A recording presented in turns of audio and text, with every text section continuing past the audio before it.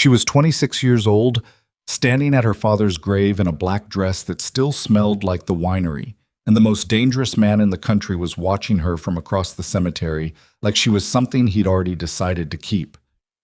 If you've ever had your entire life handed to someone else without your permission, this story is for you. Watch until the end, hit that like button, and drop a comment with the city you're watching from. I want to see how far this story travels.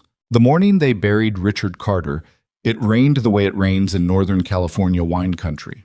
Not hard, not soft, just a slow gray persistence that soaks through everything you're wearing before you realize you're wet. Vivian noticed it first on her shoulders, the fabric of her dress going heavy against her skin. And then she stopped noticing because the man in the charcoal suit had moved closer, and the two men flanking him weren't holding umbrellas. They were holding their hands loose at their sides, fingers slightly apart, the way men hold their hands when they want to reach for something fast. She'd seen maybe 40 people at the graveside. Neighbors from the valley, a few distributors who still returned her calls, 2 women from the church her mother had attended before she got sick, and her younger sister Maya standing on Vivian's left, gripping her hand so hard the knuckles had gone white. Maya was 22 and tried very hard to seem older. She wasn't succeeding today. The priest was still talking. Vivian wasn't listening. She was watching the man in the charcoal suit.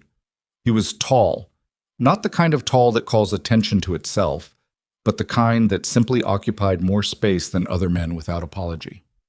Dark hair, cut close, a jaw that looked like it had been broken at least once, and set without a great deal of medical care. He wasn't handsome the way men in magazines were handsome. He was handsome the way a blade is handsome, clean lines, purposeful, designed for a specific function. He hadn't looked at the grave once. He was only looking at her. Vivian leaned slightly toward Father Brennan, the old family friend who'd agreed to conduct the service, and said quietly, "Do you know who that is?" Father Brennan followed her gaze and went visibly still. "Vivian? Who is he?" "That's Damien Moretti." The name landed in her chest like a stone dropped into cold water. She knew the name. Everyone in 3 counties knew the name, the way you know the name of a weather system. Not because you've met it personally, but because you've watched what it leaves behind.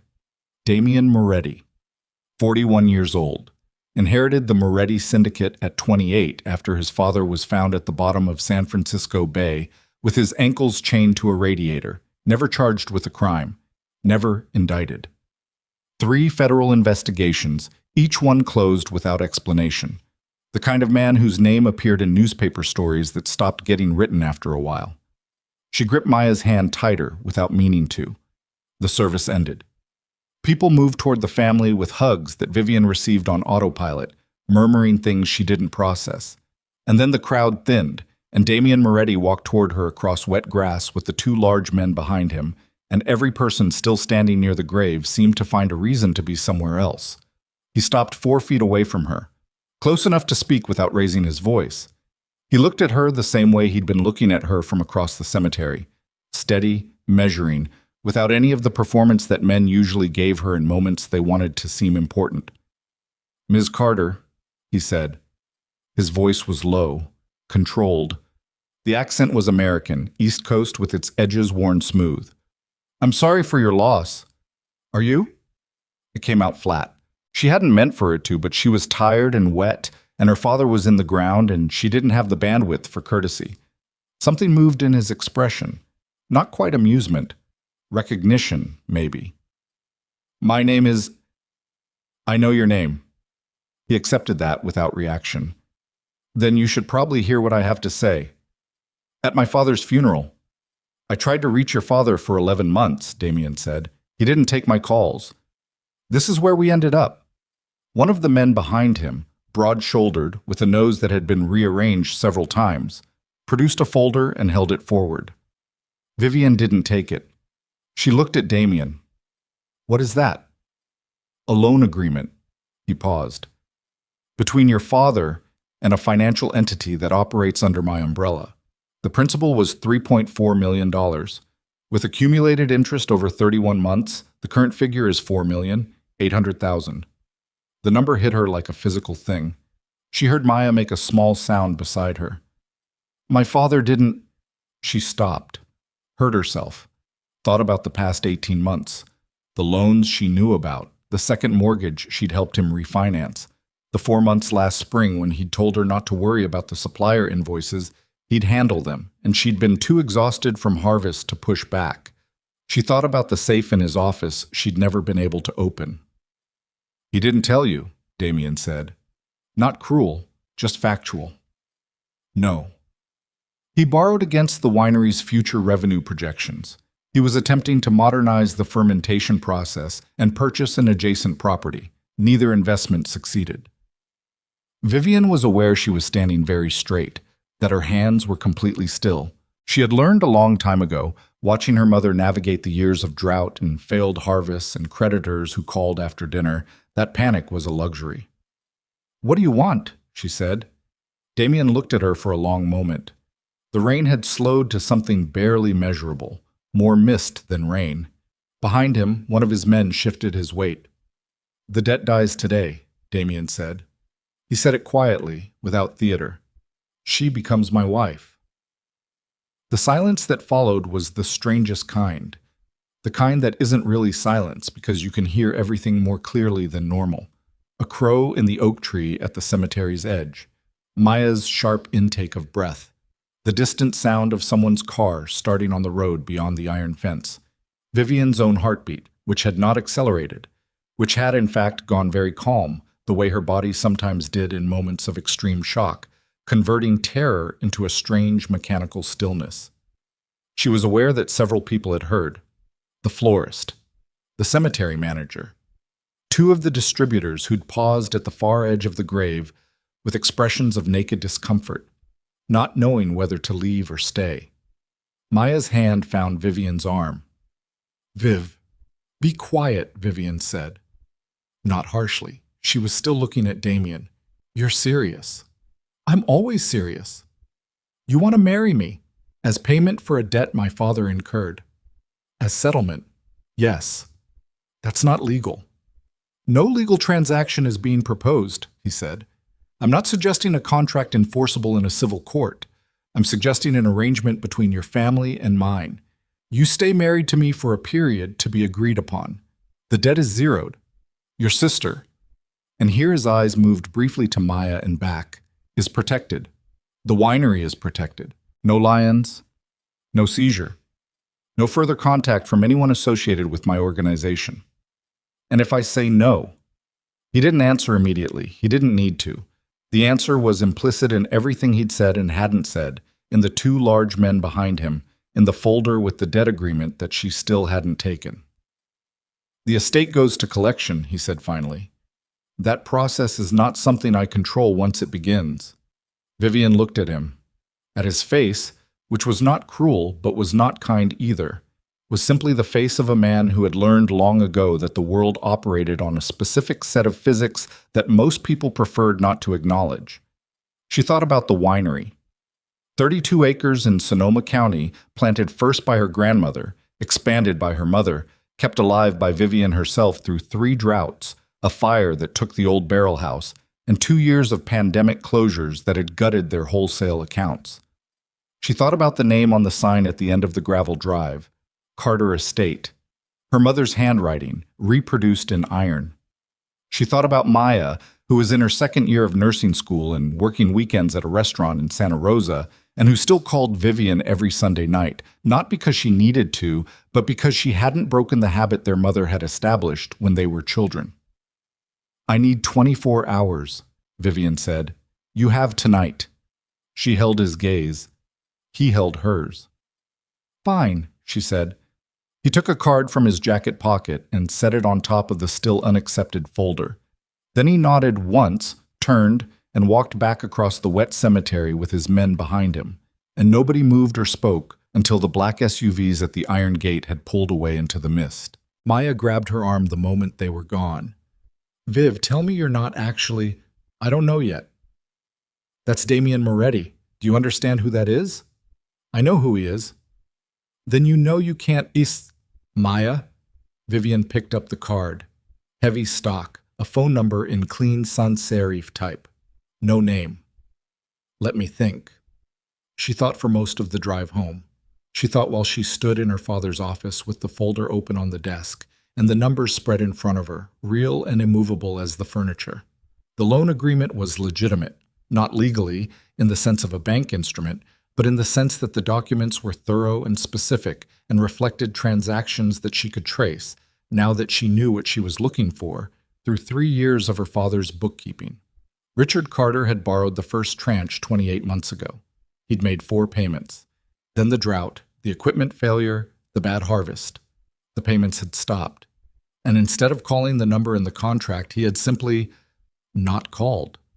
Had put the folder in the safe and put the safe in the back of his mind and convinced himself that something would change. Something had. He'd died. Vivian sat in his chair for a long time.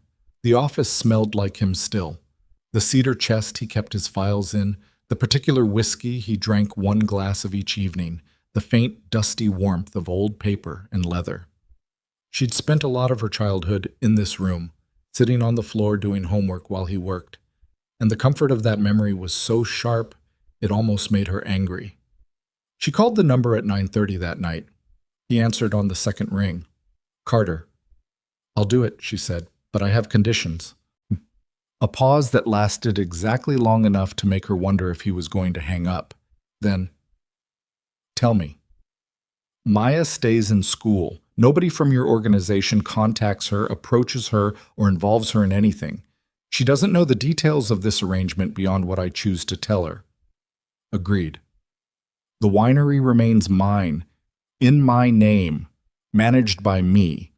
You don't make decisions about it, override my decisions about it, or interfere with its operations." "Agreed." She hadn't expected that to be so easy. She'd prepared arguments. "I need a bedroom with a lock," she said. There was a brief silence. "You'll have a suite," he said, "with a private entrance. My staff will not enter without your permission. And I want it in writing. Whatever this arrangement is, I want a document that outlines the terms, the duration, and what happens to the debt when the marriage contract is fulfilled. I'll have my attorney draft it. I want my attorney to review it." "You have an attorney?" "I'll get one." Something shifted in his voice, not warmth exactly, but something adjacent to it. "I'll give you 3 days. Have your attorney contact mine by Friday. Where do I—" She stopped, looked at the card. There was no address. "How do I find your estate?" "A car will come for you Saturday morning," he said. 8 o'clock. Pack what you need. The rest can be arranged." The line went dead. Vivian sat in the dark office with her father's files spread around her and let herself have 3 minutes of something she would never have named aloud. Then she stood up, put the folder back, and went to tell Maya that she was going to be away for a while. She didn't sleep. She spent the rest of the night going through her father's papers with the methodical focus she usually applied to vintage analysis, layer by layer, compartmentalized, looking for patterns. She found the loan documents, the payment records, the point of departure where the payments had stopped. She found something else too, buried in the back of the 3rd drawer, a separate set of financial records her father had kept by hand, in a spiral notebook she'd never seen, that outlined a series of investment decisions that made no sense given what she knew about his financial position at the time. A company called Vantage Meridian Partners had approached her father 18 months before the first Moretti loan. They'd proposed a series of leveraged investment vehicles, land acquisitions, futures contracts in commodity markets, a stake in a regional real estate development. The projections in the notebook were extraordinary, 12% quarterly returns. She looked at the figures and felt cold. Her father had been a smart man, a cautious man, a man who'd run a small winery for 20 years and known exactly the difference between a good vintage and a great one, which was the difference between surviving and thriving, and who'd built his entire professional life on that precision. He would not have believed 12% quarterly returns, not without being shown something. She sat with that thought until the light changed outside the window, until the birds started and the mist burned off the vineyard and the first gray gold of morning came through the east-facing glass. Then she closed the notebook and put it in her bag. The car arrived Saturday at 8 o'clock exactly. Black, unremarkable from the outside, interior immaculate. The driver was a woman in her 40s with a close-cropped haircut and the kind of face that didn't invite small talk. She loaded Vivian's bags without comment and drove north on the 101, then onto smaller roads that curved through the hills above the Napa Valley, roads Vivian didn't know. The estate was not what she'd expected. She hadn't known exactly what she'd expected, so something ostentatious, she supposed, something designed to project power through excess. The Moretti estate was the opposite, a sprawling compound on a hillside, understated stone and glass. The main house low and horizontal, surrounded by mature olive trees and native grasses. It looked like something an architect had designed for someone who wanted to disappear, not impress. A man she didn't recognize met her at the main entrance, early 50s, in a suit that fit precisely, with gray at his temples and the quiet, careful manner of someone who'd spent decades anticipating problems before they became visible. "Ms. Carter," he said, "I'm Marcus. I manage the household. Mr. Moretti asked me to show you to your rooms and give you a full tour of the estate at your convenience." "Where is Mr. Moretti?" "He'll be with you for dinner, 7 o'clock if that suits you." It didn't suit her particularly, but she recognized the structure of it, the space being given, the pace being set deliberately unhurried. She followed Marcus through the main house, which was cool and quiet and filled with natural light from large north-facing windows, and she kept her face neutral and her observations sharp. The suite he showed her was at the far end of the east wing, large windows overlooking a private courtyard, a sitting room, a bedroom, a bathroom with actual decent water pressure, which she noticed because the plumbing at the farmhouse had been declining for 2 years, a desk with a chair she could work at, a door with a heavy lock, and a key, which she placed in her hand without her having to ask. "The Wi-Fi password is on the card by the desk," Marcus said.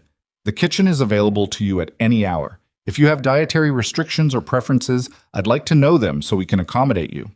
She looked at the key in her hand, looked at him. "Mr. Moretti told me to make sure you knew the key was yours," Marcus said, answering the question she hadn't asked. "He doesn't have a copy." She managed with effort not to show how much that surprised her. Dinner was in a room that connected to the main house through a covered walkway, a smaller dining space that could seat 8 but was set for 2. Damien Moretti was already there when she arrived, standing at the window with a glass of something amber in his hand, and he turned when she came in. The way a man turns when he's been waiting but doesn't want to be obvious about it. He'd changed out of a suit into darker, simpler clothes. He looked. She searched for the word and settled on tired. Not weak, just the specific tiredness of someone who had been carrying something heavy for a long time and had stopped expecting it to get lighter. "You found the rooms acceptable," he said. "They're fine. If there's anything you need changed, they're fine," she said again. They sat. A woman she hadn't met, the cook, it seemed, brought food without being asked, something with braised short rib and root vegetables, warm bread, a bottle of wine she recognized immediately as a Sonoma Coast Pinot from a small producer she respected. She noticed that too. They ate in silence for a while, not an uncomfortable silence exactly, but a careful one. "I want to understand the terms of the debt," she said finally. "Your attorney reviewed the document. I reviewed it too. I want to hear your version." She looked up at him. "Not the legal language, your version." He set down his fork, considered her with the same steady attention he'd given her at the cemetery. "Your father borrowed money in good faith to expand operations he believed would return the investment. They didn't. He owed the money. He died before he could resolve it. And marrying me resolves it. Marrying you removes it from the collection structure," he said, "which means no lien, no seizure, no contact. The debt is absorbed." "Into what?" "Into me," he said simply. She looked at him, at the face that was harder to read than she'd expected because she'd prepared for a certain kind of man, theatrical, dominant, performing authority the way some men perform generosity. And instead she'd found someone who seemed almost allergic to performance. "Why?" she said. He picked up his fork again. "Eat your dinner, Ms. Carter." "Vivian?" A pause. "Vivian." "Why?" she said again. He was quiet for long enough that she thought he wasn't going to answer. Then he said, without looking up from his plate, "Because the alternative was worse. For you." She waited. "The collection process I mentioned," he said. "It isn't a legal one. The entity that would have acquired your father's debt note had your property been released from my umbrella. They don't auction estates. They extract value through other means." His voice was even, factual, like he was explaining weather. "You and your sister would have been considered assets." The temperature in the room seemed to drop several degrees. Vivian kept her voice steady. "You're saying you married me to protect me from human trafficking. I'm saying the arrangement we have is considerably preferable to the arrangement that would have existed otherwise. And I should be grateful for that. I don't require your gratitude." He looked at her directly. "I require your cooperation with certain appearances for a period of time, that's all." She ate, thought about the notebook in her bag, thought about Vantage Meridian Partners and the impossible returns and the particular way her father had kept those records, separately, carefully, like a man who'd started to wonder if he'd made a mistake. "There's something else," she said. "I know." He refilled her wine glass without asking. "I've been waiting to see when you'd bring it up." Her hand stilled on the stem of her glass. "You know about Vantage Meridian." "I know about Vantage Meridian," he confirmed. "How long?" "Long enough." He set the bottle down. "Your father wasn't the only investor they manipulated. He was one of 11. The others lost significantly more." "And you didn't—" She stopped. "Reorganized." "What are they?" Damien looked at her for a long moment, and in his expression she read something she hadn't expected. Not evasion, but calculation of a different kind. The look of a man deciding how much of a locked room to open. "They're a front," he said. "A corporate structure designed to launder capital from several sources through legitimate investment vehicles. The investment losses are manufactured. The money moves through the investors' accounts in and out before the portfolio collapses. And by the time the investors realize what's happened, the entity has restructured under a new name." "And your father started to figure it out," Damien said, 6 months before he died. The words settled over her like cold water. 6 months. The timeline aligned exactly with when Richard Carter had stopped returning Moretti's calls, stopped making payments, started, what? Withdrawing, going quiet. Sitting in his office in the evenings with his handwritten notebook and his whiskey and his private calculations. "He was afraid," she said. Not a question. "He was afraid," Damien agreed, and he made the mistake of letting someone at Vantage Meridian know he was looking at their records more carefully than they'd expected. Vivian's hands were flat on the table. She could feel her own pulse in her fingertips. "Are you telling me my father's heart attack?" "I'm telling you what I know," Damien said carefully, "which is that Richard Carter was a healthy man of 57 who'd had no prior cardiac events, and that he died 4 weeks after attempting to contact the SEC with information about Vantage Meridian's structure. That's what I know." The silence that followed was the longest of the evening. Outside, through the windows, the last of the day's light was leaving the hills, and the olive trees in the courtyard moved slightly in a wind she couldn't hear. "You have proof," she said, "of what they are, what they did." "Some." "Oh, then why haven't you—" "Because they have considerably more power than a federal filing suggests," he said. "And because going to the authorities with what I have now would accomplish nothing except alerting them to move their assets. What I have is enough to make a case. It's not enough to win one." She looked at him, and the documents my father kept. Something sharpened in his expression. "What documents?" "The notebook," she said. "He kept separate records, handwritten, of everything Vantage Meridian showed him in the beginning, the projections, the returns, the names of the people who approached him." She held his gaze. "I have it." Damien Moretti set down his glass and looked at her across the table, and for the first time since the cemetery, his expression shifted into something she couldn't fully name. "Vivian," he said slowly, "you need to tell me exactly what's in that notebook." "I will," she said, "but first you're going to tell me everything you know about Vantage Meridian. All of it. Not what you think I need to hear. Everything." He looked at her for a long moment, the careful, measuring look. And then, quietly, he said, "All right." She leaned forward slightly. "Start from the beginning." He did. And somewhere in the middle of what he was telling her, somewhere between the names she didn't recognize and the transactions that sketched a picture of an operation far larger and far more deliberate than anything she'd imagined, she registered, with the cold clarity she usually reserved for numbers that didn't add up, that her father hadn't died of a heart attack. He had been murdered, and the men who had killed him were still out there, and they had no idea she existed. He talked for 2 hours. Vivian didn't interrupt.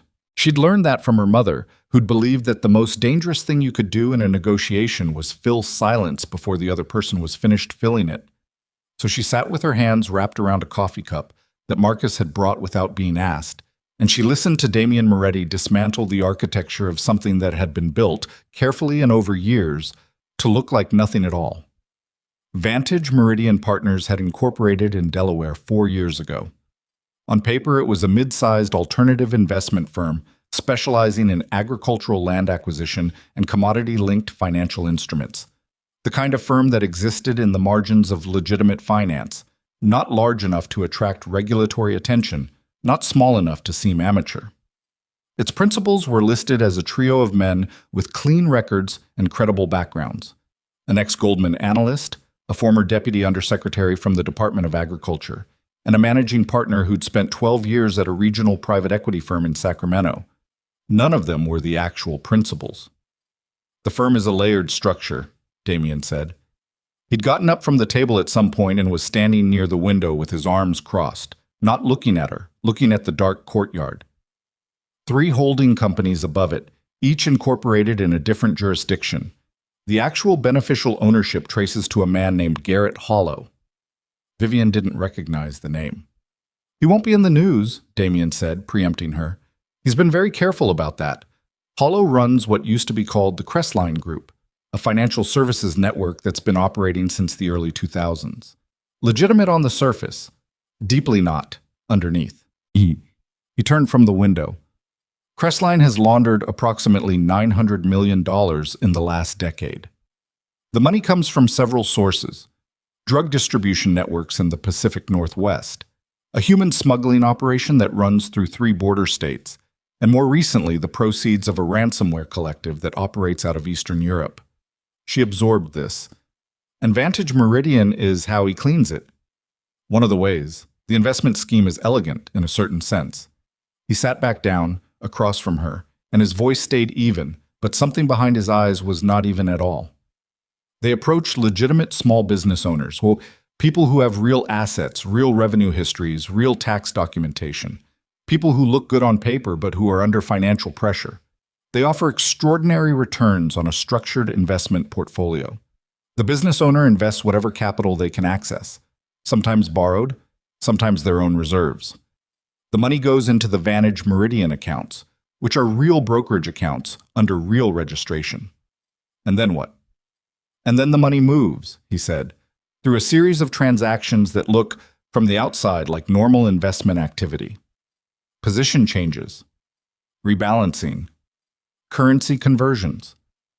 By the time it completes its cycle, the dirty money that entered the system upstream has been laundered through the investor's legitimate accounts, and the investor's own capital has been siphoned into a series of shell positions that will eventually collapse." He looked at his hands. "The investors lose everything. Vantage Meridian restructures. The principals walk away clean. And my father. Your father was recruited 18 months before he came to me. By the time he borrowed the capital to invest, he'd already been shown falsified returns on a small test position, enough to convince him the system worked. He invested the full amount." Damien's jaw tightened slightly. "He was not supposed to be smart enough to see what was underneath. Most of them aren't. He was." Vivian thought about her father, about the man who could taste a barrel sample and identify the vineyard block it came from, the specific row, the particular vine age. The man who'd kept his books by hand for 20 years because he didn't trust software to catch what his eyes would catch. The man who'd said, more than once, that the difference between a con and a negotiation was that in a con, one party already knew the ending. He'd seen the ending. "The SEC contact," she said. "You said he tried to file something." "He made an inquiry, Not a formal filing. He didn't have enough to file. But someone at Vantage Meridian monitors incoming SEC inquiry traffic. They have a contact inside the agency. Inside the SEC. Yes. She sat with that. And his heart attack. Damien was quiet for a moment. The medical examiner found nothing inconsistent with a natural cardiac event. The tox screen was standard. But there are compounds that produce cardiac events and clear a standard tox screen in under 12 hours. He said it the way he'd said everything. Directly, without theater. I can't tell you your father was murdered. I can tell you that the timing is consistent with what Crestline does when someone gets too close. Vivian put down her coffee cup. Her hands were steady. She was distantly aware that they should not have been, that a normal person in this situation would be showing something. Grief or rage, or the particular physical dissolution that came with having a major certainty ripped away. But her mother had survived a lot by staying mechanical in the moments that mattered, and Vivian had inherited that. The notebook, she said. You said it might matter. If your father documented what they showed him in the early stages, the specific projections, the names of who approached him, how the initial contact was made, that gives us a chain of custody for the fraud. It corroborates the transaction records I have from the other investors. He looked at her. It's not enough by itself, but it could be the piece that makes the rest of it prosecutable. How long have you been building this? 2 years? Why? He looked at her steadily. Because Garrett Hollow laundered money through my organization 3 years ago without my knowledge. Used a subsidiary I'd inherited from my father's operation. By the time I found it, the transaction was already on record under my umbrella. His voice didn't change in texture, but something in it went harder. He set me up as a contingent liability. If Crestline ever gets exposed, I'm in the blast radius. He did it deliberately, as insurance. So this is personal. Everything is personal, he said. Anyone who tells you otherwise is lying. She looked at him for a long moment in the quiet of the dining room. Outside, the wind had picked up and the olive trees moved against the glass. I'll show you the notebook, she said. Tomorrow morning. He nodded once. Get some sleep. I don't sleep well. Neither do I. He stood. Good night, Vivian. She went back to her suite, locked the door, noted again, with a sensation she couldn't categorize, that he'd given her a key with no copy, and sat at the desk with the notebook open in front of her and went through it for the 3rd time since her father's funeral, looking for everything she'd missed the first 2 times. She found something she'd missed. Tucked into the back cover, folded into quarters, and then folded again. A handwritten list of names. Not the Vantage Meridian names, not the principals she'd already identified. These were different. 7 names, each with a dollar amount beside it, and beside that, a date. The dates ran over a 14-month span. The amounts ranged from 200,000 to over $1 million. She recognized one of the names. Thomas Hale. She'd met Thomas Hale twice, once at a Sonoma County Agricultural Consortium dinner 4 years ago, and once when he'd come to the winery to discuss a barrel-sharing arrangement that had never materialized. He was in his mid-60s, white-haired, with the easy authority of a man who'd been significant in local business circles long enough that he'd stopped needing to prove it. He ran a commercial real estate operation out of Petaluma, with holdings across 3 counties. He was on her father's list. She stared at his name for a long time. Then she folded the list, put it separately in her bag from the notebook, and went to sleep with the light on. She didn't sleep well. She hadn't lied about that. Morning came gray and cool. She found her way to the kitchen on her own and made coffee from the machine that looked industrial enough to be used in a small cafe, and she was standing at the counter with her mug when Damien came in from outside, already dressed, with mud on his boots and the look of a man who'd been up for hours. He registered her without apparent surprise. The East Vineyard, he said, by way of explanation she hadn't asked for. You have a vineyard? 12 acres. It doesn't produce commercially. He poured his own coffee. It was here when I bought the property. I kept it. She filed that. A man who kept things that served no commercial purpose. She wasn't sure what to do with that yet. I found something else in the notebook last night, she said. She showed him the list. He stood at the counter and looked at it without touching it for a long moment, and she watched his expression. Thomas Hale, he said. You know him. I know of him. He set down his cup. He's one of the 11. She felt the floor shift slightly under her assumptions. He was defrauded by Vantage Meridian? I believe so. He's on my list of victims. Damien picked up the folded paper carefully, by the edge, and looked at the amounts. But these numbers don't match the amounts I have for him. What do you mean? The amount I have for Thomas Hale's Vantage Meridian loss is $340,000. The amount on this list is $900,000. He looked up at her. And the date on this entry is 8 months before Vantage Meridian approached your father. She looked at the number, looked at the date, ran the math that she'd already half run in her head the night before and hadn't wanted to finish. My father didn't put Hale on this list as a victim, she said slowly. No. He put him there as a contact, Damien said, or a referral. Someone who had a prior relationship with Vantage Meridian's network. He set the paper down. Vivian, is it possible your father believed Thomas Hale recruited him? The question sat in the kitchen air between them. Outside, a hawk crossed the gray sky above the vineyard. My father liked him, she said. He mentioned him a few times, said he was the kind of man who knew which way things were moving before they moved. She heard herself saying it and felt the specific nausea of a memory acquiring new meaning. He trusted his judgment. People who run recruitment operations for fraud networks are generally well liked, Damien said. It's a prerequisite. She looked at him.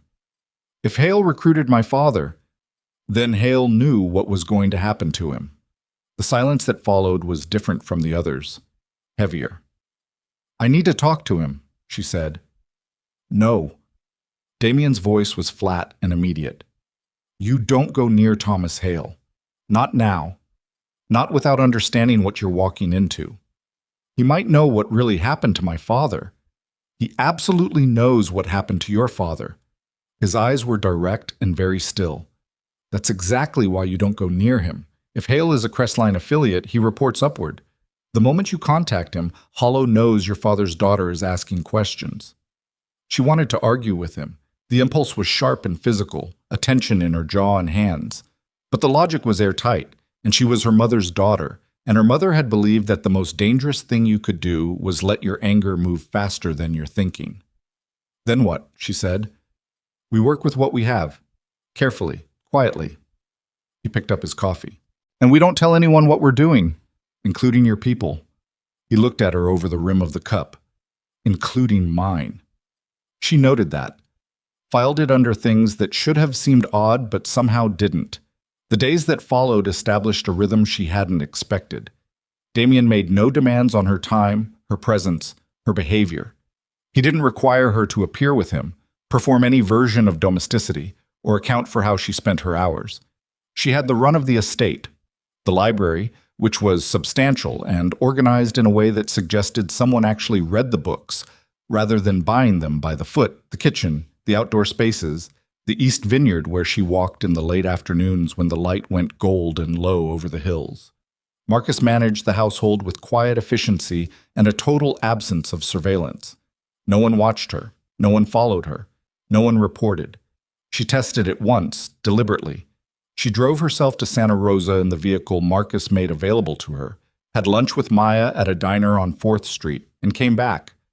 No questions. No accountability. Just Damien at dinner that evening, asking whether the Sebastopol road construction was still adding time to the commute. She'd told him it was. He'd nodded, and that was all. You're not what I expected, she said on the 4th evening. What did you expect? Someone who wanted something visible from this arrangement. He was quiet a moment. I want something visible. I want Garrett Hollow prosecuted and Crestline dismantled and my organization's name cleared from their laundering trail. He looked at her directly. That's what I want from this arrangement. Not, he stopped. Not what you were prepared to guard against. She looked at him. The flatness of it, the absence of performance in it, made her chest do something complicated. My attorney says the contract is clean, she said. It is. She said she'd never seen a Mafia boss offer better spousal protections than a standard California prenuptial agreement. Something happened in his face that might, on a different man, have been the beginning of a smile. Your attorney sounds like a practical woman. She is. Vivian set down her fork. She also told me I was out of my mind. Probably not wrong. She went through the financial records every morning at the desk in her suite. Her father's notebook, the Vantage Meridian documents Damien had shared with her, the transaction histories from the other 11 investors that his own investigators had compiled. She was looking for the specific mechanism of the money's movement, the point in each investor's account where the capital left the legitimate track and entered the shadow one. It was painstaking work, the financial equivalent of reading a text for a code that wasn't meant to be found. And she was good at it in the way she was good at reading soil composition and weather patterns. Not because she'd been trained in it formally, but because she'd spent her life paying attention to numbers that mattered. On the 6th morning, she found the mechanism. It wasn't in the transaction records. It was in the timing. Each investor's account showed a specific pattern, a standard rebalancing transaction, unremarkable, the kind of thing that happened in every managed portfolio, followed 17 days later by a position establishment in a thinly traded agricultural futures instrument. The position would hold for between 6 and 9 weeks, during which the value of the underlying instrument moved in a way that was technically within normal market parameters, but statistically improbable to the point of impossibility. The futures instrument was traded through a commodity exchange in Chicago.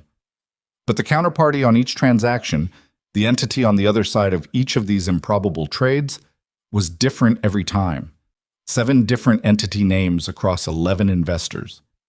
She stared at it, took it apart, put it back together. They weren't different entities. They were the same entity, restructured repeatedly.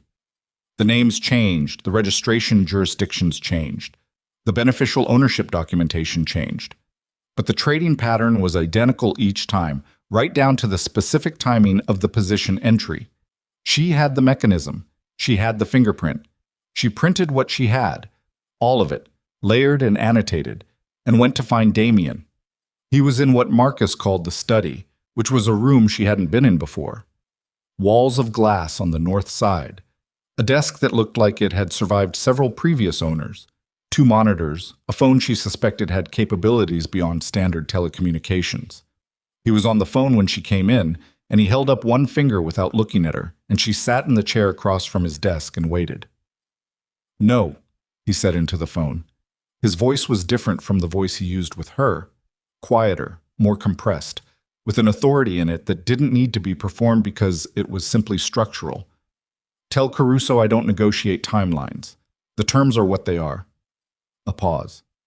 "Then he can find another solution." He ended the call and looked at her. She put the printout on his desk. He looked at it for a long time without touching it. Then he picked it up and went through it the way she'd learned he went through everything, without rushing, reading carefully, not asking questions until he'd finished. When he set it down, his expression had shifted in a way she was beginning to be able to read. "You found the trade pattern," he said. "My investigators couldn't identify the counterparty consolidation. We knew the positions existed. We couldn't connect them." "The connection is in the timing," she said, "not the names. The names are noise. They're meant to be. But the entry pattern on each position is identical to within a 2-hour window. Same position size relative to the investor's account value, same instrument category, same exit trigger." She leaned forward. "Whoever's executing these trades is running a script. The script is the fingerprint." Damien looked at her with an expression she couldn't fully decode. "How long did it take you to see it?" 6 days. My financial investigators have had those records for 4 months." "Your financial investigators were looking at the entities," she said. "I looked at the clock." He was quiet for a moment. Something in the quality of his silence was different from the silences she'd cataloged over the past week. "This is enough," he said. "Combined with the investor testimonials and your father's notebook, this is enough for a federal case. For prosecution." "Yes." He stood, went to the window. "But presenting it is not simple. If we go directly to the FBI, Hollow's SEC contact flags the inquiry. If we go to the DOJ independently, we need an attorney with the right connections who can bring it in through the correct channel to the correct prosecutor. If anyone in that chain has any relationship with Crestline, the case disappears, she said. Or worse, we disappear. He turned from the window. I have one contact, a federal prosecutor in the Northern District who's been building a predicate case against one of Crestline's affiliated networks for 2 years. He's clean. I've confirmed it independently 3 times. He's the right door. Can you get the evidence to him without it being intercepted? Possibly. It requires a specific sequence of steps that need to be executed without any of my current operational people knowing what we're moving or why. He looked at her. The reason I can't use my own people is that I don't know which of them Hollow has approached. The sentence landed without drama and sat in the room between them like something heavy placed carefully on a glass table. You think someone in your organization is working with Crestline, she said. I think it's possible. His jaw was tight. 2 months ago, a meeting I held with one of the other investor families was surveilled. No one outside this organization knew that meeting was happening. A week later, one of the family's accountants had a car accident. Bad one. He survived, but someone wanted to discourage him from continuing to cooperate. Vivian looked at him. At the cost in his face of admitting that, the particular exposure of a man who'd built his entire existence on controlling information, now sitting with the knowledge that his information was leaking. The person in your organization, she said. Do you have a candidate? 2. He said it without inflection. A man who runs my logistics operations and a man who manages my financial infrastructure. Either one would have had access to the meeting schedule. Either one would be an attractive asset for Crestline to cultivate. What are their names? He looked at her steadily. Why? Because if I meet them, I might see something you can't. You've known these people for years. When you look at them, you see history. She held his gaze. I'll just see a person. A long moment. The morning light had finally broken through the gray, coming hard and golden through the north-facing glass. Rafe DeLucci, he said, and Caruso, the man I was on the phone with earlier. Which one was on the call just now? Caruso. She thought about the call she'd half heard, the compression in Damien's voice, the way he'd said tell Caruso rather than tell him. You called him by last name to me, she said. Not first name. Damien was very still for a moment. You called the logistics man Rafe, she said. First name, automatically. You've been working with Rafe longer. 20 years, he said. And Caruso? 6. She let that sit for a moment. When did the meeting get surveilled? 8 weeks ago. How long has Caruso been running your financial infrastructure? The stillness in him deepened. He moved into that role 9 months ago. Who had it before him? Something crossed his face. Quick, controlled, but she caught it. A man named Ellison. He retired. Did he retire willingly? Damien didn't answer immediately, and his not answering was itself an answer. Damien. She said his name for the first time without thinking about it. Who moved Ellison out and moved Caruso in? It was a board decision, he said. Collective. 3 of my senior people recommended it. Caruso included? Caruso wasn't on the board at the time. No, but did he recommend himself? Did he come to you separately, make a case, push for the transition? The silence that followed was the longest one yet, and in it she watched Damien Moretti, a man who had operated at the center of a criminal organization for over a decade, who had survived 3 federal investigations, who had navigated a world where the cost of a wrong read was terminal, process the specific shape of what she was suggesting. He came to me, Damien said, before the board discussion. He said Ellison's methods were outdated, that the financial operation needed modernization. And you trusted him. I verified his background, his history. Crestline is very good at manufacturing histories, she said quietly. Damien turned back to the window. His hands were at his sides. The set of his shoulders was different, not weaker, but altered, the posture of a man recalibrating something fundamental. If Caruso is theirs, he said, then everything that's happened for the last 9 months has been visible to Hollow, she said. The investor outreach, The evidence gathering, possibly your contact with the federal prosecutor. Damien was quiet for a long moment. When he turned back from the window, his face had closed down into something controlled and cold, and she understood, viscerally for the first time, why the name Damien Moretti made people go still.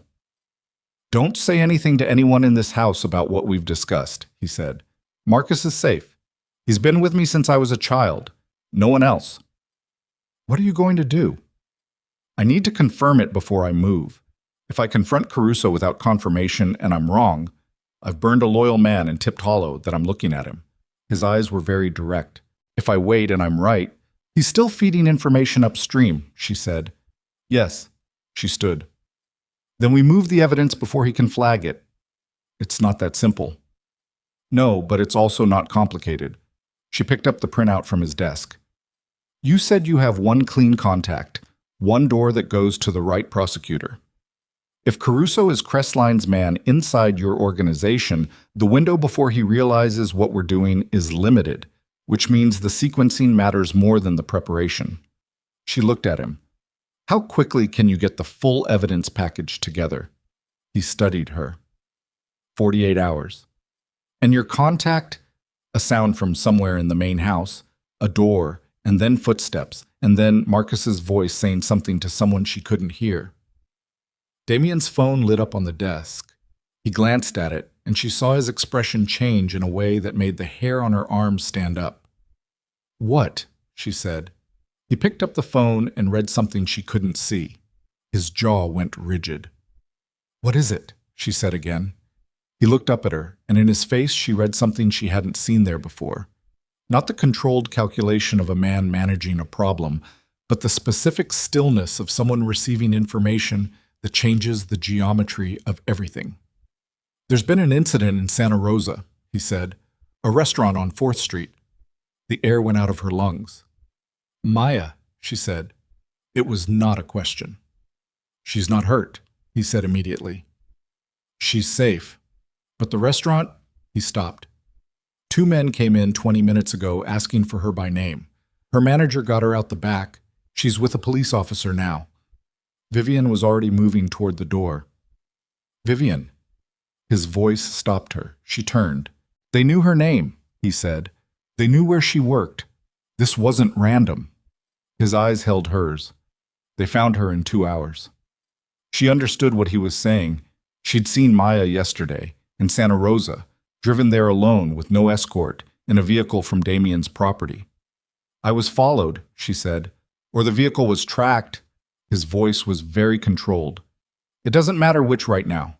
What matters is that Hollow knows you exist, knows your sister exists, and has just sent you a message. He's telling me to stop. He's telling you what happens if you don't." Damien moved past her toward the door. "We need to move Maya, tonight. You said she'd be protected. She will be." He turned back and his face was the face she'd seen at the cemetery, clear-eyed, completely without effect, the face of a man who had operated in extreme circumstances long enough that emergency had become a register he could function in cleanly. But the situation has changed.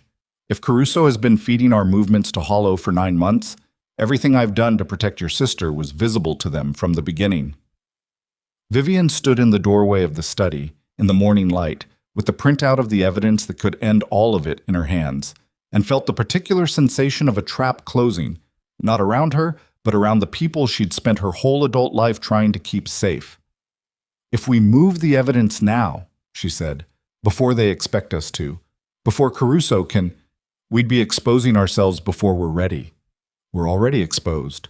Her voice was steady. She was surprised it was steady. "Damien, they just walked into my sister's restaurant. The timeline isn't ours anymore." He looked at her for a long moment. Outside, she could hear Marcus's voice again, and the low register of someone else, someone she didn't recognize, responding.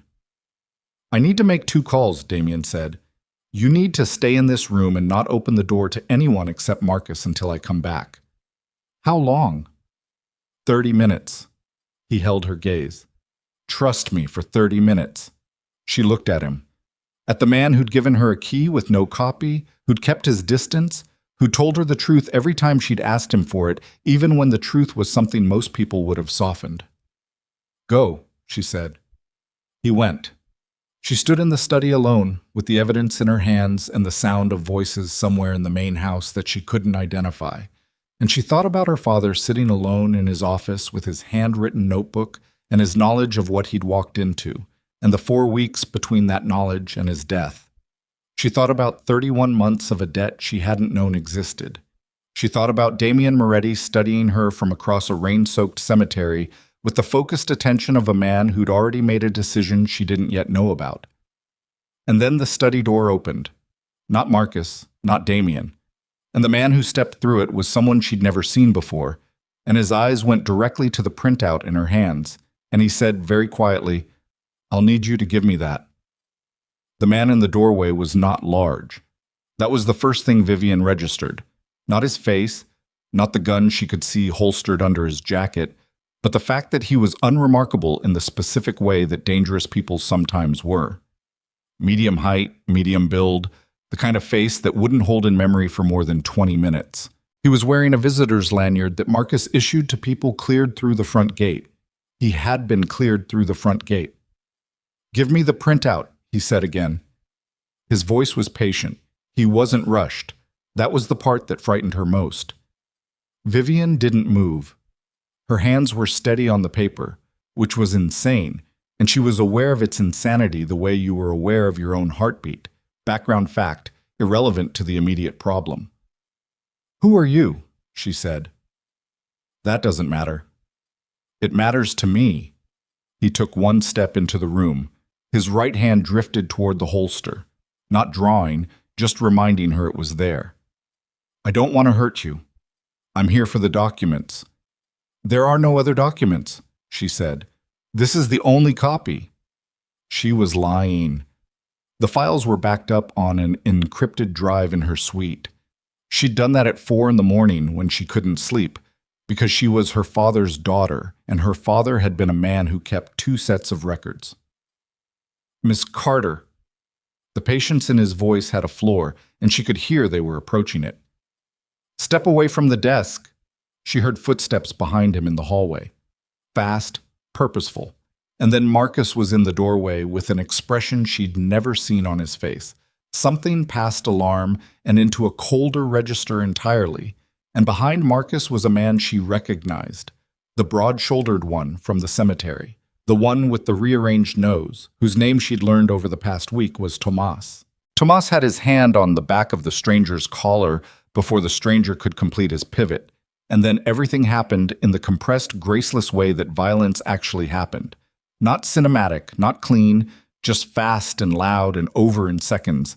And the stranger was face down on the study floor with his hands behind his back and Tomas's knee on his spine. Vivian had not moved. The printout was still in her hands. Marcus looked at her. "Are you hurt?" "No." Her voice came out normal. "How did he get through the gate?" "Caruso cleared him." Marcus's voice was very flat. Damian appeared in the doorway 30 seconds later, taking in the scene in one sweep. The man on the floor, Tomas, Vivian standing at the desk with the papers, and something moved through his expression that resolved into a controlled, dangerous stillness. "Take him to the lower level," he said to Tomas. "Don't let him make a call." Tomas hauled the man upright and moved him out of the room. The stranger didn't resist. He looked at Vivian once, on his way past, with an expression that wasn't anger and wasn't fear. It was something closer to assessment, like he was finishing a calculation. When they were gone, Damian looked at her. "You're all right." "I'm fine." She set the printout on the desk. Her hands were shaking now, slightly, the delayed physical response arriving after the fact the way it always did when the moment was over. "Caruso cleared him through the gate." "Yes." "So it's confirmed." "Yes." She looked at him. "What are you going to do?" "I'm going to talk to the man downstairs." He said it the way you'd say you were going to make a phone call. "And then I'm going to deal with Caruso. And the evidence. Marcus will take you and the documents to a secondary location. Tonight." "Where is Maya?" "Already in transit. She's being moved to a safe house in Marine. 2 of my people, people I've vetted personally. People who predate Caruso's involvement by years." He held her gaze. "She's safe." I need you to believe that. She wanted to interrogate it. She wanted the specific address and the names and the verification trail. But she looked at his face, and what she saw there was not reassurance designed to pacify her. It was the face of a man who understood exactly what was at stake and was telling her the truth because lying to her at this point would cost him something he'd decided he couldn't afford to lose. She believed him. She hated that she believed him, and she believed him anyway. "How long do we have before Hollow knows the intercept failed?" she said. "The man downstairs was supposed to check in within the hour. When he doesn't..." Damien stopped. 4 hours, maybe. Less if Caruso initiates contact first. "Then we need to move faster than 48 hours. "Yes. Can you get the evidence package to your federal contact tonight?" "Not cleanly, not without..." He stopped again. Something shifted in his expression. "There's a problem with the federal contact." She waited. "I need to tell you something," he said, "and I need you to hear it fully before you react." The room went very quiet. "Tell me," she said. "My contact in the Northern District, the prosecutor I mentioned, his name is Warren Lyle. I've confirmed his integrity 3 separate times over 14 months. He paused. "I confirmed it last using an intermediary, a cutout, someone I used to distance myself from the direct approach to protect Lyle's position." "Who was the intermediary?" Damien's jaw tightened. "Caruso introduced him to me 8 months ago, vouched for his history. I ran independent checks." She felt the floor drop. "The intermediary is Crestline's," she said. "I believe so." "Which means Warren Lyle has never received..." "I don't know what Lyle has received," Damien said, "or what version of our communications reached him, or whether anything reached him at all." His voice was controlled, but the control was costing him. She could see it in the muscles along his jaw, the set of his shoulders. "Everything I sent through that channel over the past 8 months may have been intercepted, sanitized, or used." Vivian sat down. Not because she needed to, because her legs made the decision independently, and she was too focused on the shape of what she was hearing to override them. "Used how?" she said. "If Hollow's people have been reading our communications to Lyle, they know the scope of what we've assembled. They know the investor testimony. They know about your father's notebook." He looked at her directly. "They may have already taken steps to discredit the evidence chain, filed counter-documentation, established alternative narratives with the SEC contact they own." "Or approached Lyle directly," she said, "to feel out what he'd received." "Yes." "Is Lyle still clean?" "I don't know." She looked at him. "You said you confirmed his integrity 3 times. Through a channel that may have been compromised from the start." The silence that followed was different from all the silences before it. It had a particular quality, the quality of a structure that has been load-bearing, revealing that it has been hollow the entire time. She thought about 8 months. 8 months of Damien building toward a federal case. 8 months of evidence gathering, investor outreach, financial reconstruction. 8 months of believing he had a clean line to a clean prosecutor. 8 months of Caruso watching every move and feeding the coordinates upstream. "He didn't just compromise your operation," she said slowly.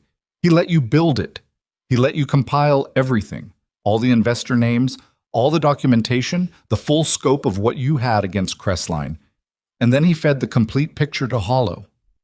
Damien said nothing. His silence was confirmation. "Hollow knows everything we have," she said. "Yes. Which means the evidence we have isn't a weapon anymore. It's a target list." "Yes." She stood up, crossed to the window. The east vineyard was visible in the late afternoon light, the rows straight and bare, the soil dark between them. She stared at it without seeing it, running the new architecture through her head. The architecture of a plan that had been built on a foundation someone else had designed to collapse. "The investors," she said. "The 11 families. I know. If Hollow has their names..." "2 of them have already been approached," Damien said. "I found out this morning. Both were told that cooperating with any federal investigation would be considered a hostile act." He stopped. "One of them withdrew their testimony last week, said they'd misremembered the timeline." Vivian turned from the window. "Which means the evidence chain has holes in it now. Significant ones. And the man downstairs knew exactly which documents you had because Caruso gave him a map.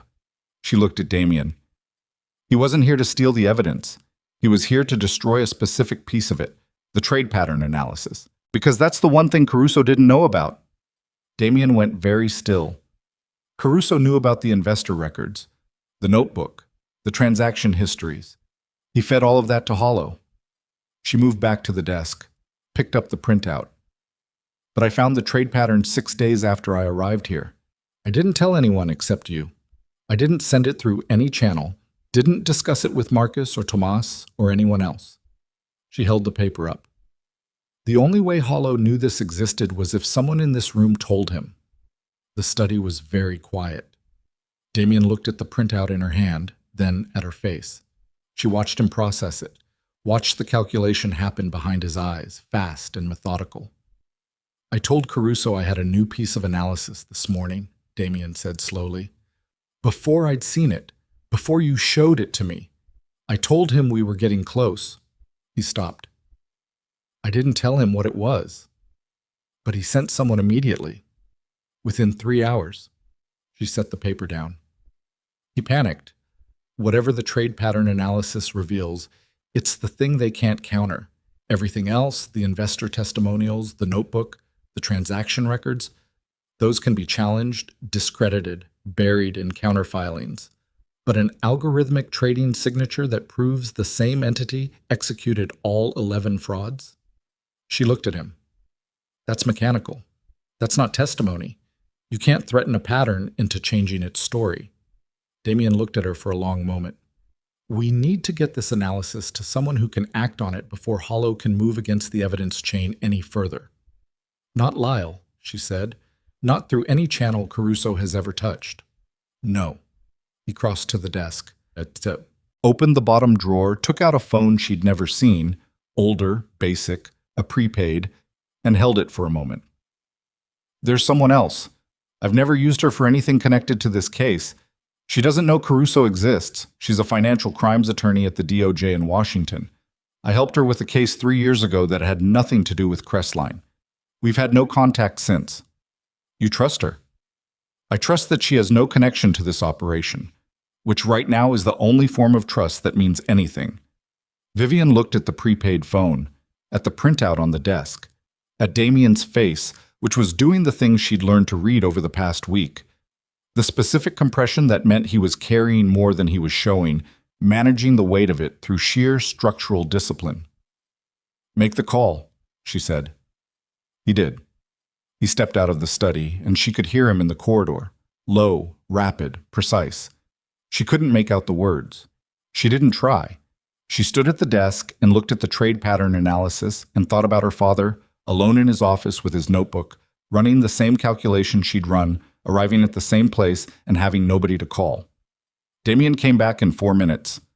She'll meet tomorrow morning, San Francisco, but she needs to see the analysis in advance, verify it's substantive before she risks the meeting. How do we send it without it being intercepted? She gave me an encrypted drop point, one-time use. He looked at her. She also said something else. His voice had changed. Something in it, not quite the controlled register of the past week. Something underneath it. What? Vivian said. She said Warren Lyle contacted her office 6 weeks ago, made an inquiry about building a case against the Moretti organization. He paused. Specifically regarding evidence of financial fraud that had been supplied to him by a confidential informant. The blood drained from Vivian's face. The informant, she said, in Lyle's documentation, was me, Damien said. The evidence Caruso fed to Hollow, and which Hollow apparently forwarded to Lyle through a separate channel, it was packaged as a whistleblower disclosure. From me, against my own organization. His voice was very flat. Lyle has been building a case against me for 6 weeks using evidence that Crestline assembled from everything I compiled against them. She stared at him. Hollow used my own evidence to frame me, Damien said. The silence that followed was absolute. She had prepared coming into this arrangement for many things. She had prepared for a man who wanted control. She had prepared for coercion dressed as protection, for obligation disguised as generosity. She had prepared for the discomfort of existing at the edge of a world governed by rules she'd never chosen. She had not prepared for this. A man who had spent 2 years trying to do the right thing within the constraints of a life he hadn't entirely chosen, and who had been methodically converted into his own worst enemy by someone who understood exactly how to use integrity as a weapon. "When Lyle moves on you," she said carefully, "he'll arrest me, with my own documentation as the predicate." His jaw was tight. "And with me arrested and the organization in chaos, Crestline walks. The investors are discredited. The evidence chain is in federal custody under a case that targets me, not Hollow. And your father's notebook, whatever copies exist, gets swept into discovery where Hollow's legal team buries it for years. And Maya," Damien looked at her. "If I'm arrested, the arrangement between our families loses its enforceability.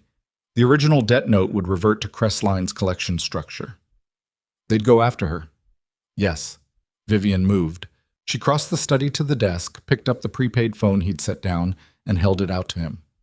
"Send the analysis to your DOJ contact, now, tonight."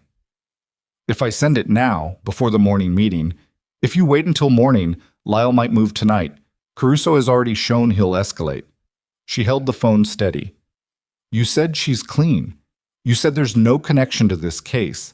Then send it and let her verify it tonight so tomorrow morning's meeting has something to stand on." He looked at the phone in her hand, at her face. "You understand that once I send this," he said, "there's no version of tomorrow where this stays quiet. If she acts on it, Hollow knows within hours. If she doesn't act on it, then we're in the same position we're in right now," Vivian said. "Except we wasted tonight." He took the phone. The file transfer took 11 minutes. During those 11 minutes, Vivian stood at the window and watched the light leave the vineyard and thought about her father's handwriting in the spiral notebook. Careful, precise, the handwriting of a man who believed in keeping accurate records because accurate records were the difference between a story you could prove and one you couldn't. She thought about the list of names in the back cover. Thomas Hale, the man who'd recruited her father into something her father had eventually recognized as wrong, and who had apparently suffered no consequences for it because he was on the inside of the machine, not under it. She thought about the man downstairs in the lower level, the unremarkable man who'd come for the printout and whom Tomas was currently keeping company. When Damien came back in, he was carrying two things, the prepaid phone and a look she hadn't seen on his face before. Something past calculation, past the controlled management of competing threats. Something rawer. "She confirmed receipt," he said. "She's reviewing it tonight. She'll have an answer by 6 a.m. "Good." "Vivian," he stopped, set the phone down. "I need to tell you something else." She waited. "The man downstairs," he said. "Tomas spoke with him. And?" "He didn't come from Crestline." He paused. The pause had weight. "He's a federal marshal. He was sent by Warren Lyle." The room tilted. "Lyle already has an arrest warrant," Damien said. "Issued this morning. The marshal was here to surveil, to confirm I was on the property before Lyle moves the arrest team." His voice was completely flat now, stripped of everything except the bare architecture of the information. "They're coming tonight. Tomas got the timeline from him. Lyle's team arrives at midnight." Vivian looked at the window, at the dark vineyard, at the clock on the desk, which read 8:47. 3 hours and 13 minutes. "The man downstairs," she said. "When he doesn't check in, Lyle moves early." "Yes, we have less than 3 hours, probably." She looked at Damien. He was standing in the middle of the study with the specific stillness of a man who has run every exit and found them closed, and she felt something move in her chest. Not pity, not sympathy, something harder and more complicated than either. The feeling of watching a person discover the exact cost of the choices they'd made long before she'd ever known their name. "You can't be here when they arrive," she said. "If I run, it confirms the predicate. If you're arrested, it's over. Everything we have goes into federal evidence lockup, and Hollow's lawyers dismantle it for the next 4 years." She moved toward him. "You need to not be here, and I need to be the one who stays." He looked at her. "You're not—" "I'm his wife," she said. "On paper, legally. I have standing to be in this house. I have standing to speak to federal agents, and I am not on Warren Lyle's warrant." She held his gaze. "I can stall them. I can buy you time to get to San Francisco and be in that meeting room when your DOJ contact arrives at 6 a.m. Vivian, I found the trade pattern, she said. I understand the mechanism. If she has questions about the analysis, you need someone in that room who can answer them in real time. That's me. She stepped closer. And if you're in a federal holding facility, that someone doesn't exist. His jaw was rigid. She could see him running it, the logic of it, the risk of it, the specific cost of what she was proposing against the specific cost of the alternative. If Lyle's team finds you here alone, he started. I'm a winery owner from Sonoma County who married a man I've known for 2 weeks, she said. I haven't committed a crime, I have nothing to hide, and I have a very good attorney who is going to be extremely unhappy about being called at 9 p.m., but who will be on the phone within 20 minutes of my asking. Something moved in his expression, not the controlled calculation she'd cataloged. Something else, something she wasn't prepared to name yet, something she filed away for a moment when the immediate emergency wasn't consuming all available bandwidth. Marcus stays with you, he said. Fine. You don't open the door until your attorney is on the phone. Understood. And the encrypted drive with the backup files goes with you. She crossed to the door. Give me 10 minutes to get it from my suite, then you leave. She was already moving down the corridor before he could say anything else. The suite was dark when she pushed through the door. She hadn't left a light on, and the room was lit only by the ambient glow from the courtyard. She found the encrypted drive in the desk drawer, the exact place she'd put it at 4 a.m, and held it in her hand for a moment in the dark. She thought about what her mother used to say. In the bad years when the winery's survival was a daily negotiation with weather and debt and the specific cruelty of markets that didn't care about the work behind what they traded, the only thing you can control is what you do with what you know. Everything else is just weather. She closed her hand around the drive and went back to the study. Damien was on the phone, the prepaid, a different call, speaking in short, precise sentences she caught fragments of. Route, timing, the name of a hotel she didn't recognize. He ended the call when she came in and looked at the drive in her hand. She held it out. He took it, and for a moment, briefer than a breath, shorter than any of the careful silences she'd cataloged over the past week, his fingers covered hers on the drive before taking it, and neither of them acknowledged it, and the moment passed. Tomas will drive you, she said. Take the north gate, not the main road. I know the property. I know you do. She stepped back. 6 a.m. 6 a.m. He looked at her. Don't let them take anything from the study, not without a warrant listing specific items. Make them show you every page. I've read enough of your legal documents by now to know my way around a federal warrant, she said. Go.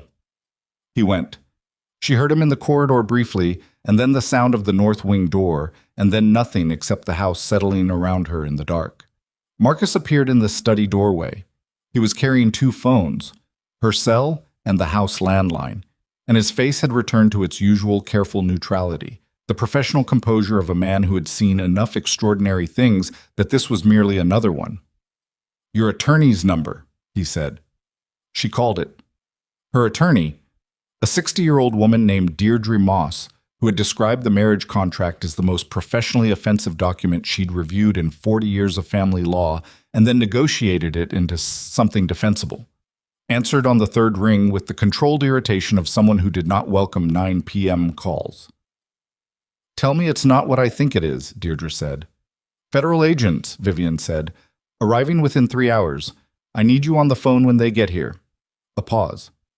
Are you in physical danger? No. Have you done anything illegal? No. Is your husband present? He's not here. Another pause. Longer. All right. Call me when they're at the door. Do not open it until I tell you to. Do not say anything to them that I haven't cleared first. A breath. Vivian, what did you marry? Vivian looked at the empty study. At the desk where the printout still lay, the trade pattern analysis that a federal marshal had been sent to intercept. At the window where the vineyard was fully dark now, the rows invisible, the hills beyond them blacker than the sky. Something more complicated than I thought, she said. And also less. She ended the call, sat down at the desk, put her hands flat on the surface, and felt the grain of the wood under her palms, solid and real and present. Across the room, on the credenza near the door, she noticed something she hadn't seen before. A photograph, framed simply, the kind of frame you bought because you needed something to put a photo in rather than because you cared about the frame. In it, a boy, maybe 11 or 12, standing in a vineyard. Not this one, somewhere older, the vines thicker and less ordered, with his hand on a vine post and his face turned slightly away from the camera, looking at something outside the frame. She got up and looked at it more closely. The boy had Damien's jaw. The same unperformed quality, even at 11. The stance of someone who wasn't performing for the camera because the camera wasn't particularly interesting to him. She thought about a man who'd inherited an empire he hadn't entirely chosen, from a father who'd been chained to a radiator and drowned, and who'd spent the years since trying to navigate toward something that looked, from the outside, like power, but which she was beginning to understand was something else entirely. The specific, exhausting labor of managing the distance between what you'd inherited and what you'd decided to be. The clock on the desk read 9:22, 2 hours and 38 minutes. She sat back down, folded her hands, and waited. At 11:41, headlights appeared on the main road beyond the Iron Gate, and Vivian Carter, winery owner, daughter of a murdered man, wife of a man the federal government was coming to arrest, and the only person alive who fully understood the mechanism of a fraud that had destroyed 11 families and killed her father, picked up her phone and called her attorney. "They're here," she said. "Don't move," Deirdre said. "Not 1 inch until I say." The headlights swept across the Iron Gate and stopped. Car doors opened. She could count the shadows through the window, 4, 5, 6 figures moving toward the entrance, and at the front of them, a man in a suit with the particular purposeful walk of someone who had done this before and expected it to go a specific way. What he didn't know, what none of them knew, was that the man he'd come to arrest was already 40 miles north, carrying a drive with a financial analysis that could unravel everything they'd been handed, moving toward a meeting that would either end Crestline or end them both. And the woman sitting alone in the study, waiting for the knock, was not the frightened winery owner they expected to find. She was the only person who could explain the mechanism, the only person who had seen the clock inside the machine, and she had spent her entire life learning how to wait out a bad season without letting it take everything she'd built. The knock came at 11:44. 3 hard raps.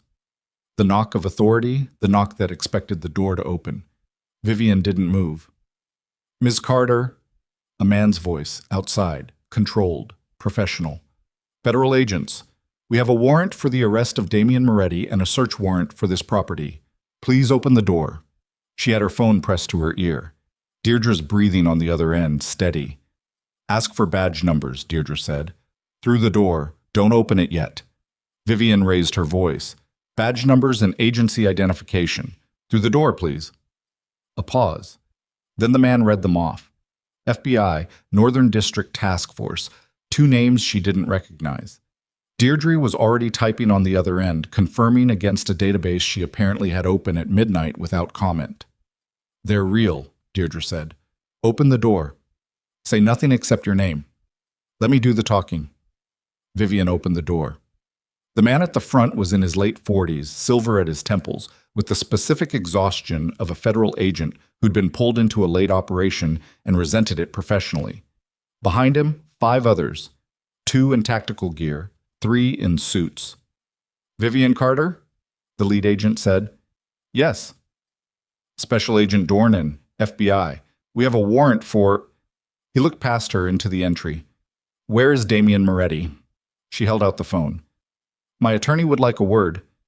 Dornan looked at the phone, looked at her, took the phone. Deirdre's voice came through it, crisp, authoritative, the voice of a woman who had been woken at 9 p.m. and had decided that inconvenience was a weapon she'd use rather than absorb. Vivian caught fragments: search warrant scope, itemized list, chain of custody requirements, the specific federal statute governing spousal non-disclosure. Dornan's expression moved through several stages. He handed the phone back.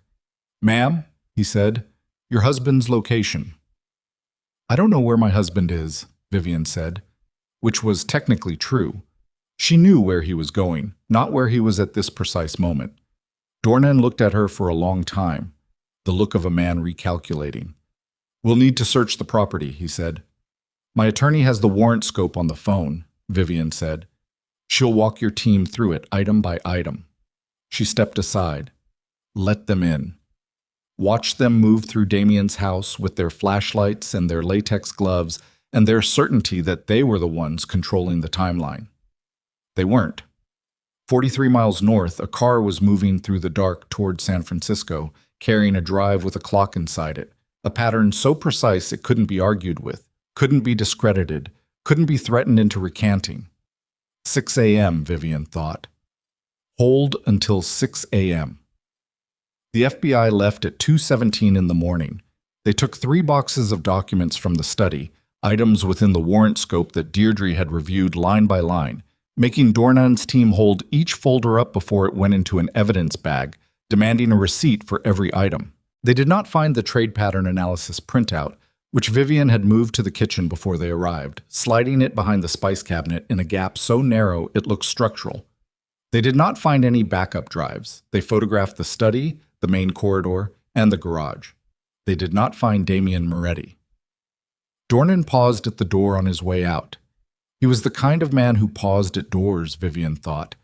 The kind who wanted the last look, the last word, the sense of having extracted something even from an operation that hadn't gone the way he'd planned. "Ms. Carter," he said, "your husband is going to be found. The longer this takes, the worse the conditions become for cooperation." "My attorney's number is on the card she gave you," Vivian said. "Good night, Agent Dornan." She closed the door before he could pause again. Marcus was in the kitchen when she got there.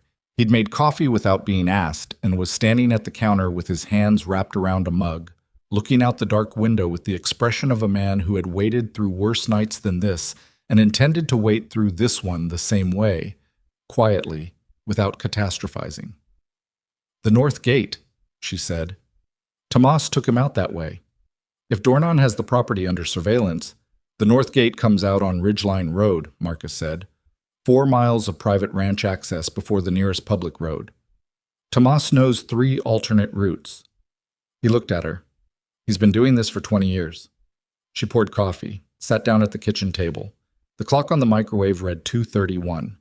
3 hours and 29 minutes to 6 a.m. She thought about Damien somewhere on the dark road north. She thought about the drive in his pocket with the trade pattern on it. She thought about Warren Lyle, who had received what he believed was a legitimate whistleblower disclosure and had built a federal arrest warrant around it, and who was either a clean prosecutor being actively manipulated or something worse. She pulled out her phone and called Deirdre. "I need to know everything you can find on Warren Lyle," she said. "Tonight." A pause. "Vivian, it's 2:30 in the morning. I know what time it is." Another pause, longer. She could hear Deirdre breathing and then the sound of a laptop opening. "Give me an hour." "You have 40 minutes." She sat with the coffee and the dark window and went through everything she knew in the order she knew it, the way she'd gone through the financial records, layer by layer, looking for the thing that sat wrong. Caruso had been inside Damien's organization for 6 years, moved into a position of financial control 9 months ago, and had spent those 9 months building a complete picture of everything Damien was assembling against Crestline. He'd then packaged that picture and delivered it to Hollow, who had converted it into a federal predicate and aimed it back at Damien like a mirror held up to catch the sun. It was elegant. It was the same logic as the investor fraud. Use the target's own structures against them. But there was something she kept catching on, a detail that didn't fit the elegance. Lyle had issued the arrest warrant this morning. The federal marshal had arrived tonight. The timeline between the warrant and the execution was less than 12 hours, unusual for a federal operation of this scale, which typically involved more logistical preparation. Someone had pushed Lyle to move fast. She was still sitting with that when Deirdre called back at 3:14. "Warren Lyle," Deirdre said, 14 years in the Northern District, corruption and financial crimes unit, 3 major prosecutions in the last 5 years, all successful, no disciplinary record, no financial irregularities, no associations I can find with Crestline or any Hollow-affiliated entity." She paused. He looks clean, Vivian. Then why did he move on a 12-hour timeline? Because someone told him the subject was a flight risk. Deirdre's voice was careful. The arrest warrant application includes a flight risk designation. The basis cited is a tip from a confidential informant that Moretti was planning to leave the country within 48 hours. Caruso, Vivian said. The informant isn't named in the application. It's Caruso. She stood up. Lyle is clean. He was given manufactured urgency to force a fast move before Damien could get the real evidence in front of him. She was already moving toward the study. Deirdre, is there a mechanism to contact a federal prosecutor directly with exculpatory evidence before an arrest is executed? If the arrest warrant is already issued, it hasn't been executed. He wasn't here. A long pause. There's a process. It's not standard. It requires the evidence to be substantial and the delivery to be through an attorney of record. Another pause. Vivian, what are you about to do? I'm about to make sure Warren Lyle sees the right evidence before he sees anything else. She found the printout behind the spice cabinet. I need you to get me a direct contact number for Lyle. Personal line, not the office. That is not something I can ethically... Deirdre. A silence that lasted exactly long enough. I'll call you back in 10 minutes. She called back in 8. At 4 a.m., Vivian Carter sat in a dead man's study with a trade pattern analysis in her hand and called a federal prosecutor's personal cell phone. He answered on the 4th ring, and his voice had the specific compressed alertness of a man who slept lightly and kept his phone close. Lyle. Mr. Lyle. My name is Vivian Carter. I'm calling through my attorney, Deirdre Moss, who will confirm this call is being recorded and documented. I have exculpatory evidence related to your arrest warrant for Damien Moretti, and I need 10 minutes of your attention. A silence. Ms. Carter, you understand that contacting a federal prosecutor directly regarding an active warrant. The confidential informant who provided your flight risk designation is a Crestline operative named Caruso, who has been embedded in the Moretti organization for 6 years, she said. His real name and Crestline affiliation are documented. The evidence package you received was assembled by Damien Moretti against Crestline and was intercepted and repackaged by Caruso to frame Moretti as the subject rather than the victim. I have the original analysis, including a trading signature that proves Crestline executed all 11 Vantage Meridian frauds. She stopped. Let it sit. I need 10 minutes. The silence on the other end lasted 7 seconds. She counted. I'm listening, Lyle said. She talked for 14 minutes. She walked him through the trade pattern, the timing mechanism, the counterparty consolidation, the way the same algorithmic signature appeared across all 11 investor accounts with a precision that could not be coincidental and could not be manufactured after the fact. She walked him through Caruso's timeline inside the organization, the surveilled meeting, the compromised intermediary channel, the federal marshal who had come to the estate. When she finished, Lyle was quiet for a moment. The DOJ attorney, he said, the one your husband contacted. Catherine Voss, Vivian said. It was the name Damien had given her. I know Catherine Voss, Lyle said slowly. She contacted my office 3 weeks ago about a Crestline predicate case she was building.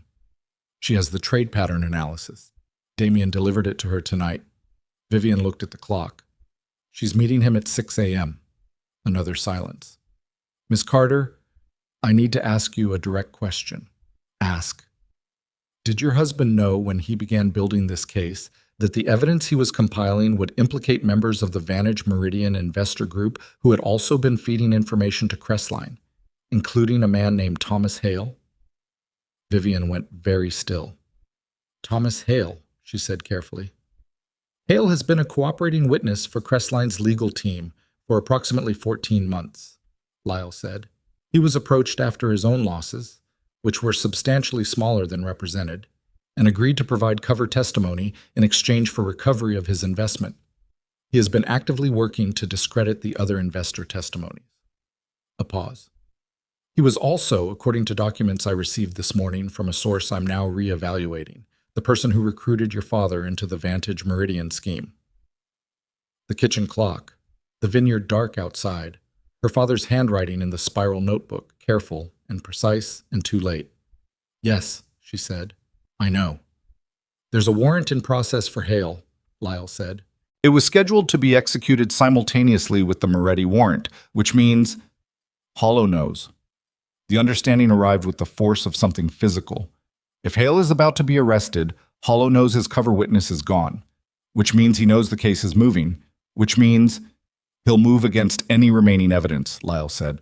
Tonight, she was already standing. Maya. She called Damien's prepaid before Lyle had finished his sentence. It rang 4 times. 5. She counted her own heartbeats against the rings the way she used to count seconds between lightning and thunder as a child, measuring the distance, trying to calculate the gap. He picked up on the 6th ring. Vivian. Maya. Call your people, Damien, right now. Hollow knows the case is moving, Hale is about to be arrested, and Hollow is going to clean house tonight. Her voice was completely flat. She could hear her own pulse in it. Call them now. She heard him move. Heard him say something sharp to someone near him. Tomas, she thought. Then back to her. She's in the Marine safe house. I'm calling Tomas's contact there right now. Hold on. She held. 22 seconds. The longest 22 seconds she could remember. Contact made, Damien said. She's fine. They're moving her to a secondary location. His voice was controlled, but underneath it something was running hard. Are you... I'm fine. I'm at the estate. Lyle is clean. He was fed manufactured urgency by Caruso. I explained the trade pattern to him. He's reevaluating the warrant. A silence on his end. You called Warren Lyle. At 4 in the morning. Yes. Vivian, you were in a car 40 miles away and I had the evidence in my hand, she said. It wasn't complicated. She heard him exhale. Not quite a laugh. Something adjacent to it, something she'd never heard from him before. The sound of a person encountering something they hadn't prepared for and finding it, against all expectation, not unwelcome. Catherine Voss, he said. She called me 20 minutes ago. She's been on with her supervisor at DOJ since 3 a.m. They want the full package, everything, the analysis, the notebook, the investor records. Then get to that meeting. I'll be there in 40 minutes. A pause. Vivian, after this, whatever happens after this, she said. Go. She ended the call, stood in the kitchen with the phone in her hand and the coffee going cold on the table and the clock moving toward 5 a.m., and she let herself have exactly 30 seconds of something she would not have been able to name precisely. Not relief, not yet, not triumph, not even hope. Just the specific physical sensation of a person who has been running at maximum capacity for too long and has found, briefly, a wall to put their back against. 30 seconds. Then she picked up the phone and called Deirdre. I need you in San Francisco at 6 a.m., she said. Catherine Voss, DOJ. Bring everything. I'm already in my car, Deirdre said, which was the most Deirdre thing Vivian had ever heard her say. The drive to San Francisco took Vivian an hour and 12 minutes in the vehicle Marcus had ready at the north gate, with Marcus driving because she hadn't slept in 22 hours, and her hands were doing the slight tremor that arrived when her body decided it was done cooperating with her mind's schedule. She sat in the back seat with the trade pattern printout in her lap and watched the dark hills give way to the gray pre-dawn of the Bay Area, the bridge lights coming up through the mist, the city emerging from the water like something that had no patience for the night ending slowly. The address Damien had given her was a building in the financial district, the kind of building that looked like a dozen other buildings, glass and granite, designed to contain nothing dramatic. The DOJ field office occupied the 14th floor. Damien was already there when she came through the security checkpoint. He was standing in the lobby with Tomas behind him, and he looked. She took inventory fast, the way she'd learned to take inventory of things that mattered. Exhausted, unshaved, with the specific contained alertness of someone running on adrenaline and the knowledge that the next 2 hours were going to determine everything. He saw her. Something moved in his face. You drove yourself, he said. Marcus drove. You look... Don't, she said. He almost smiled. The almost smile she'd been cataloging for 2 weeks. I was going to say you look like someone who called a federal prosecutor at 4 in the morning and somehow made it work. I look like someone who hasn't slept. She held up the printout. Let's go. Catherine Voss was 53, built like someone who ran half marathons without telling anyone about it, with sharp dark eyes that moved between Vivian and Damien and the documents with the speed of someone processing multiple inputs simultaneously. She shook Vivian's hand first. "The trade pattern analysis," she said. "Walk me through it yourself." Vivian walked her through it. Voss asked 11 questions, each one more specific than the last, and Vivian answered all 11 without hesitation because she had lived inside this analysis for 6 days and knew every cell of it. At the end, Voss looked at her supervisor, a man named Griffith who hadn't said anything yet, and something passed between them. "The counterparty consolidation," Voss said. "You identified it through entry timing, not entity names." "The names are designed to be noise," Vivian said. "The clock is the signal. Whoever wrote the execution script didn't vary the timing parameters because they didn't think anyone would look at the clock instead of the names." "They didn't account for someone who reads vintages," Damien said quietly. Voss looked at him, then back at Vivian. "We need a formal statement, on record, this morning." "I know," Vivian said. "I brought my attorney." Griffith spoke for the first time. "There's a complication." His voice was careful. "Garrett Hollow's legal team filed an emergency motion at 4:30 this morning, 45 minutes ago, requesting an injunction against any federal investigation into Crestline Group affiliates. The basis cited is attorney-client privilege over documents they claim were improperly obtained." "Improperly obtained from whom?" Damien said. "From you," Griffith said. "They're claiming the evidence package originated in privileged communications between Hollow and his counsel that were intercepted by your organization." The room was very quiet. "That's fabricated," Vivian said.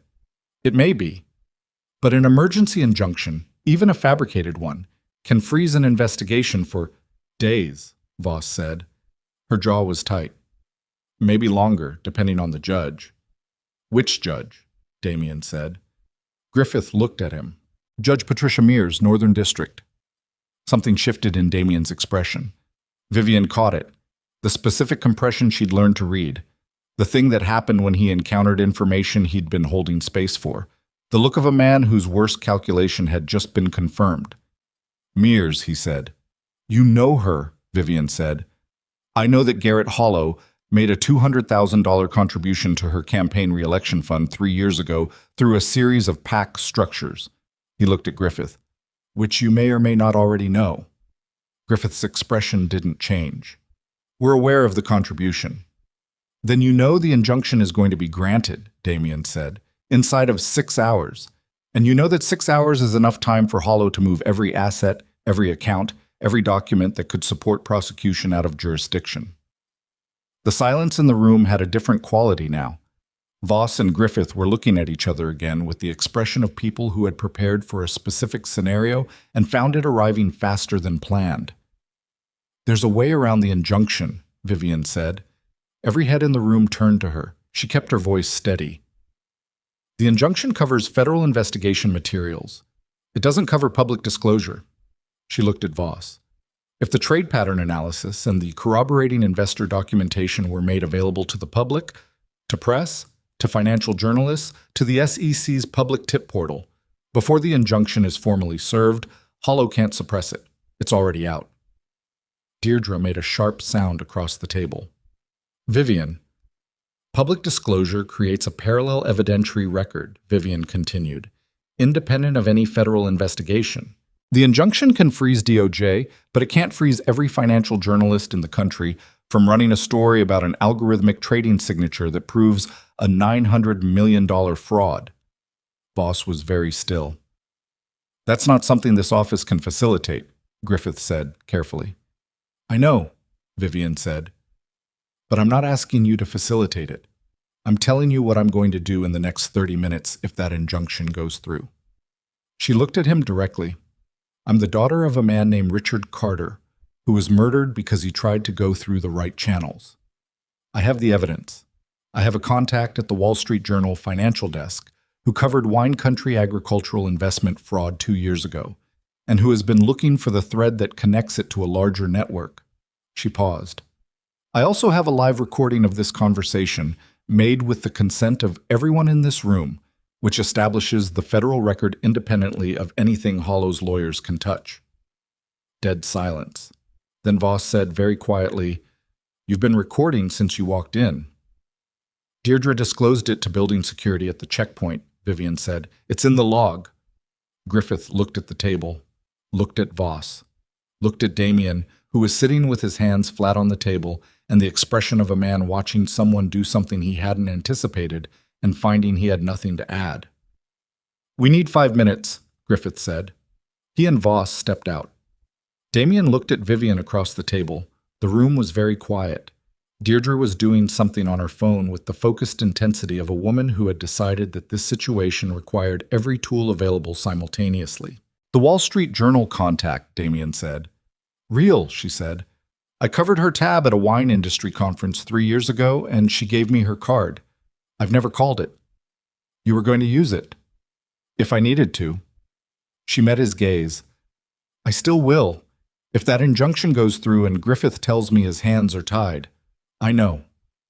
He looked at her face, which had been awake for 23 hours and which was, she was aware, not presenting her at her most composed. "Vivian, don't say something meaningful right now," she said. "I can't. Not right now. After." "After," he agreed. Voss came back in without Griffith. She sat down across from them and put her hands on the table and looked at Vivian with the expression of someone who had made a decision and made their peace with it. "Judge Mears recused herself from the injunction 40 minutes ago," Voss said. "We weren't told until just now. The filing went to Judge Alan Reese instead." She paused. "Reese denied the emergency injunction at 5:52 a.m., 7 minutes ago. The breath Vivian had been managing came out all at once. "The investigation is active," Voss said. "Arrest warrants for Garrett Hollow and 6 Crestline principals are being executed as of this moment." She looked at Damien. "Your warrant is suspended pending review of the exculpatory evidence. You're not under arrest. You are required to remain available for interview." "Understood," Damien said. "Caruso," Vivian said. "Federal custody as of 40 minutes ago," Voss said. "He was picked up at his residence in Oakland. He's already asking to deal." "Thomas Hale." "In custody." A pause. "He's also asking to deal." Vivian looked at the table, at the grain of the wood, at her own hands, which had finally stopped trembling. "My sister," she said.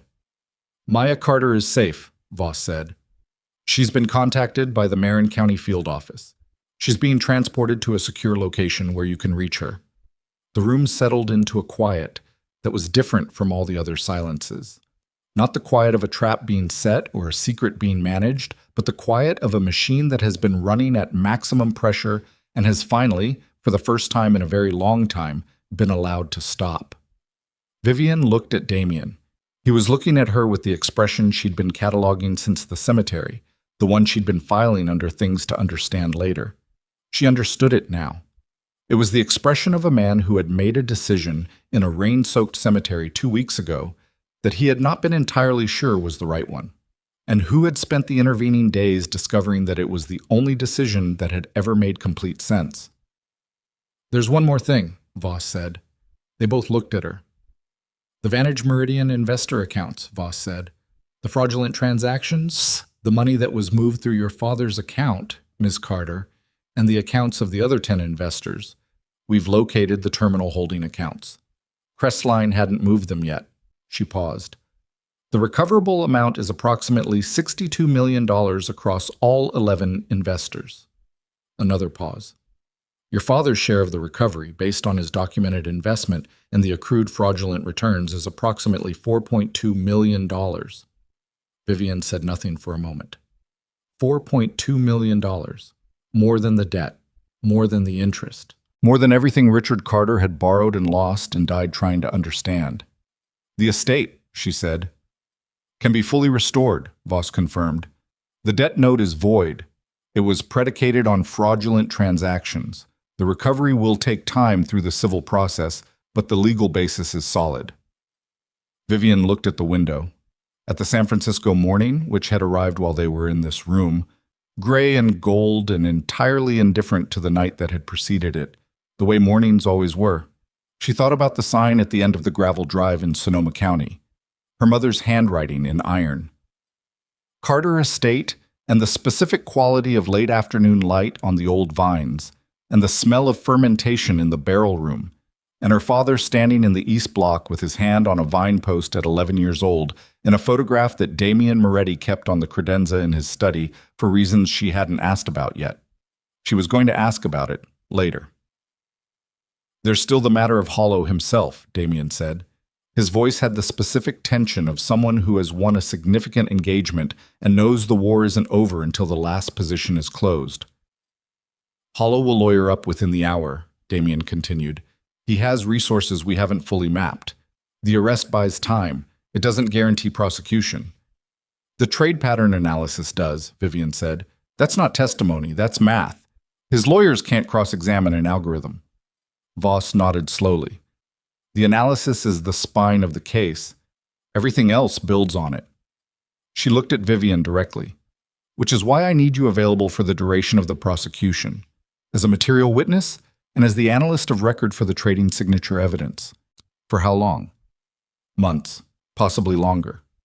Vivian thought about the winery, about 32 acres in Sonoma County, sitting under a November sky with nobody walking the rows, about the barrel room and the East Block and the sign at the end of the drive.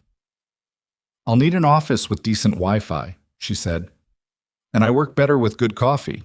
Voss almost smiled. "We can manage that." Damian was looking at her.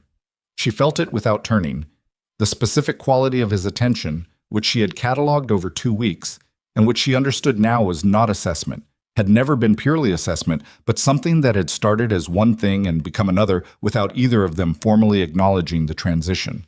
She turned and met his eyes. "The arrest warrant suspension," she said. "How long before it's formally withdrawn?"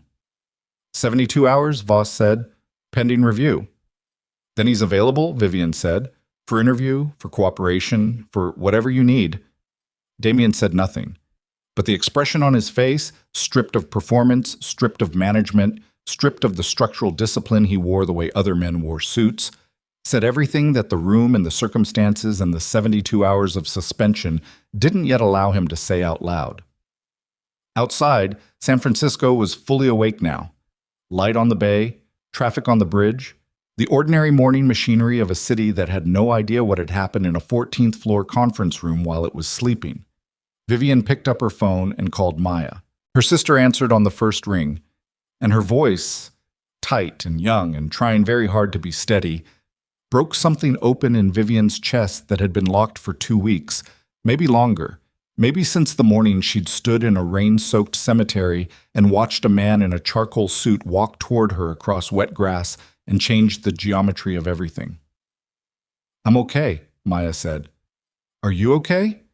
"Yeah," Vivian said. "I'm okay." For the first time in a very long time, it was true. The prosecution of Garrett Hollow took 11 months.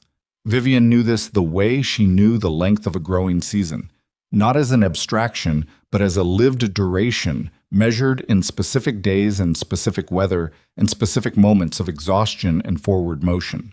11 months of depositions and evidence reviews and conference calls with Catherine Voss's team that started at 7 a.m. and sometimes ran past midnight. 11 months of sitting in rooms that smelled like recycled air and bad coffee, while attorneys argued over the admissibility of documents she had memorized down to the page number. 11 months of being referred to, in federal filings, as material witness Carter, which was the most reduced she had ever felt described on paper, and also, paradoxically, the most powerful. The trial itself lasted 6 weeks. She testified for 4 days. She had prepared for the witness stand the way she prepared for harvest, methodically, without sentiment, building the physical and mental condition required to sustain extended precision work. Deirdre drilled her for 3 weeks. Questions from every angle, every attempt at destabilization, every version of the cross-examination Hollow's defense team might construct. By the time she sat down in the witness box, she had answered the question about the trade pattern analysis so many times that she could deliver it with the same even cadence, regardless of how the question was framed, regardless of who was asking, regardless of the specific quality of hostility in the room. Hollow's lead attorney was a man named Prescott, who had spent 30 years making federal cases collapse through procedural attrition and strategic confusion. He was good. He was the best Vivian had faced across a table in 11 months of facing people across tables. He didn't break her. She sat on the stand for 4 days, and she answered every question with the precision of someone who had spent her life reading things that didn't announce themselves plainly. Soil composition, barrel chemistry, weather patterns that looked benign and weren't. And when Prescott tried to suggest that the trade pattern analysis was circumstantial, that timing alone couldn't establish identity, she looked at him with the specific patience of a woman who had explained this to 12 different people over 11 months and said, "The probability of 11 independent trading entities executing identical entry parameters within a 2-hour window across a 14-month period in an instrument with the trading volume of this futures contract is 0.003%. That's not circumstance. That's a signature." Prescott tried 3 more angles. She answered all 3. On the 6th day of deliberation, the jury returned. Guilty on all 19 counts. She was in Sonoma County when the verdict came through, standing in the east block of the vineyard in the specific quality of late October afternoon light that she'd been chasing all season, checking the bricks levels on the last ungrafted block her grandmother had planted, the one that survived the fire and the drought and 20 years of difficult economics, and which produced, in good years, a Pinot Noir that her mother had called the most honest wine she'd ever made. Her phone buzzed. Voss's number. She read the text, put the phone back in her pocket, stood in the east block for a moment, with her hand on a vine post the way her father stood in the photograph on Damien's credenza, looking at something outside the frame. Then she picked up her refractometer and went back to work.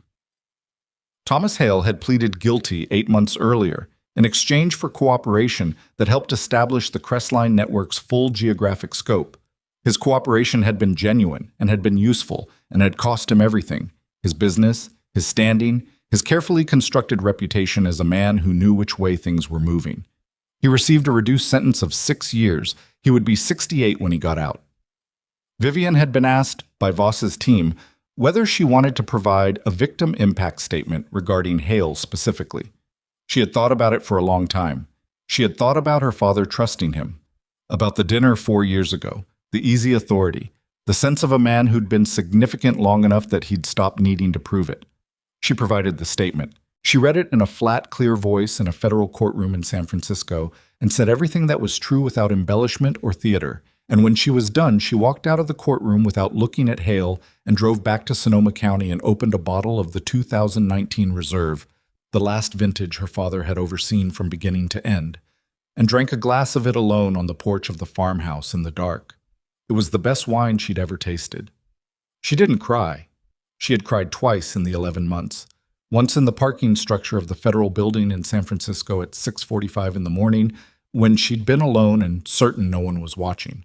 And once at the winery on a Tuesday in February when she'd found her father's handwriting on a label template he'd been revising before he died, his notes in the margin about the typography. Both times she'd let it happen and then stopped and gone back to work, because that was the agreement she'd made with herself. And she kept her agreements. Caruso received 12 years. He had cooperated extensively, and the 12 years reflected the cooperation, which meant the underlying exposure had been considerably more. He had given Voss everything: the full structure of his Crestline recruitment, the specific communications he'd intercepted and forwarded, the names of 2 other embedded operatives in organizations Hollow had used as money movement vehicles. His cooperation had been the thing that made the network case possible, the thing that let Voss's team trace the full $900 million rather than the portion visible from the Vantage Meridian surface. Vivian had not attended his sentencing. She had nothing to say about Caruso. He was a fact of the case, not a fact of her life, and she had learned over 11 months to keep those categories distinct. Damien's warrant had been formally withdrawn on day 4, as Voss had predicted. The exculpatory review was thorough and unambiguous. The evidence package Lyle had received was demonstrably manufactured, the flight risk designation demonstrably false, and the intermediary Caruso had provided as a cutout had confessed within 72 hours of his own arrest to constructing the whistleblower framing on Crestline's instruction. Warren Lyle had called Damien personally. Vivian had been in the room.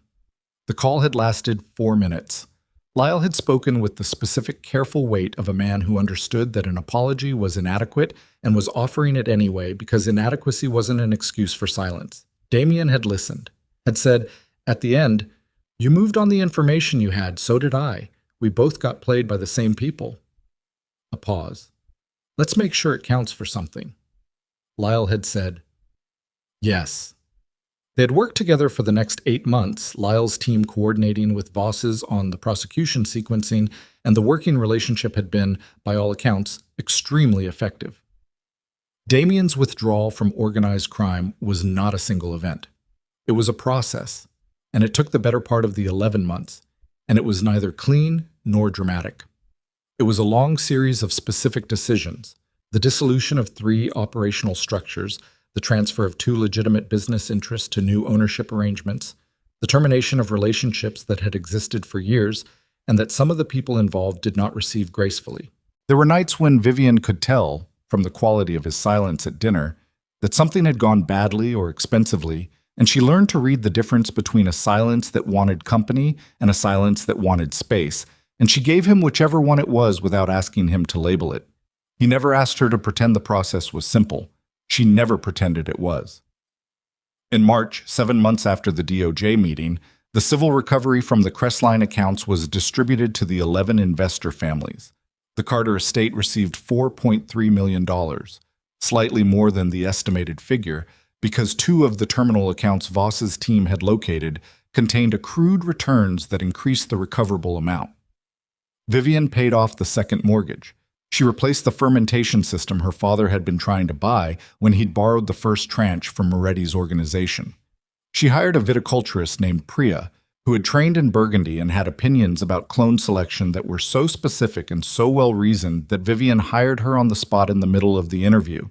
She did not reopen under the Carter estate name. Not yet. She had a reason for the delay that she hadn't fully explained to anyone, including Maya, and she let it sit unspoken while the rest of the year moved through its seasons. Maya finished her nursing degree in May. The graduation was in Sacramento, a gymnasium full of families in good clothes, slightly too warm, with a ceremony that ran 40 minutes longer than scheduled. Vivian sat 3 rows from the front and watched her sister walk across the stage and felt something shift in her chest that was not grief and was not triumph, but was the specific feeling of a weight being set down that you'd been carrying so long you'd stopped noticing its shape. Maya found a position at a hospital in Santa Rosa. She moved into an apartment 12 minutes from the winery. She called Vivian every Sunday night, not because she needed to, but because she hadn't broken the habit, and Vivian picked up every time. Damien came to the graduation. He stood at the back of the gymnasium in a suit that was slightly too formal for the occasion and stayed for exactly as long as was appropriate and left before the parking lot got congested. Maya had met him 3 times by then and had formed opinions about him that she delivered to Vivian with the directness of a younger sister who had decided that her role in this situation was to say the true things out loud so Vivian didn't have to. "He looks at you like you're the only fixed point in his room," Maya had said on one of the Sunday calls. "It's either very romantic or very unsettling." "Can it be both?" Vivian had said. "Obviously," Maya had said. "That's kind of the definition of him." The marriage contract's original term was 12 months. The 12th month arrived in October, the same week as the verdict. The same week Vivian was standing in the East Block checking bricks levels and receiving Voss's text. Damien came to the winery that Saturday. He drove himself. No Tomas, no Marcus, just his own car on the gravel drive, pulling up to the farmhouse in the late afternoon in the same kind of light that had been in the East Block when the verdict came through. She heard the car and came out of the barrel room, still in her work clothes, with a wine thief in one hand and a notebook in the other. He got out of the car and looked at the property, the way he looked at everything, taking it in fully before responding to it. The farmhouse, the old oak at the south corner, the barrel room with its doors open to the afternoon, the rows of vines going up the east-facing slope, the old, ungrafted block at the top catching the last of the light. "The 12 months is up," he said. "I know." He walked toward her, stopped at a distance that was neither close nor far. "The contract dissolves automatically. Your attorney has the documentation. I know that too. He looked at her face, which was tired in the specific way that October tired her, the good exhaustion of a harvest season that had demanded everything and given back accordingly. I want to say something. Say it. I'm going to say it badly, he said, because I've thought about how to say it correctly for about 6 months, and I haven't found the right construction, so I'm going to say it badly, and you're going to have to work with that. She waited. I didn't marry you to save you, he said. I want to be clear about that. I know that's the narrative, the debt, the arrangement, the protection.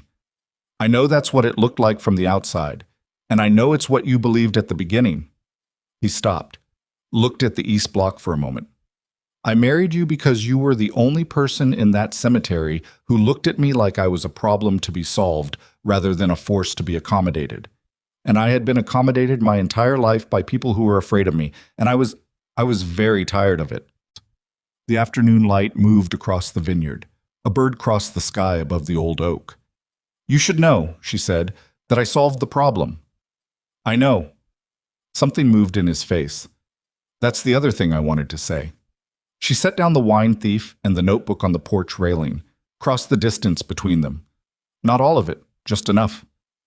Damien. Yes. You said you'd say it badly. She looked up at him. You didn't. He looked at her for a long moment. The steady, measuring look that she had catalogued from the cemetery onward, and that she now understood was not assessment but attention. The specific attention of a person who had spent a long time in rooms full of people performing their way through situations and who had learned to recognize the difference between performance and presence. The winery, he said. You haven't reopened it publicly. No. Why? She turned and looked at the property, at the farmhouse and the barrel room and the old oak and the East Block going golden in the late light. At the space where the sign used to be at the end of the drive, the sign she'd taken down 6 months ago and which was currently in the barn, leaning against the wall, waiting. I'm going to reopen it under my mother's name, she said, her maiden name. She always wanted that. She mentioned it once, when I was maybe 12, said the land had been in her family before it was in my father's, and she'd always thought it should carry that. She paused. I couldn't do it while the legal recovery was still processing. The estate was in my father's name, and the civil case needed the Carter designation. She looked back at Damien. But the civil case is closed now. What was her name? Elaine Marsh. She said it quietly. Marsh Vineyard. He said nothing for a moment, just looked at the property with the expression he'd had at the graduation, the one that was neither his operational face nor his controlled social face, but the third one, the one she'd started seeing more of over 11 months, the one that belonged to the man who kept a vineyard he didn't use commercially and a photograph of a boy on a credenza. I want to invest, he said. She looked at him. Legitimately, he said. The business restructuring, the capital that came out of the dissolved operations, the legitimate business interests. I have a substantial amount of money that needs to go somewhere honest. He looked at the East Block. I know wine country land. I know what this property is worth and what it could be worth. I want to invest in Marsh Vineyard as a legitimate business partner. A pause. If you'll have me. She looked at him for a long time, at the face she'd been reading for a year now, the one that had started as illegible and had become, gradually, the most readable face she knew, not because it had opened up dramatically, but because she'd learned its specific language, the compressed signals and the almost smiles and the quality of different silences. Business partner, she said. To start. And after that, he looked at her directly. Whatever you choose. She thought about a cemetery in the rain, about a handwritten notebook and a debt that had never been what it looked like. About 4 a.m. in a dead man's study, and a federal prosecutor's phone ringing in the dark, and the specific feeling of making a decision that you know is the right one, even though you can't fully explain why yet.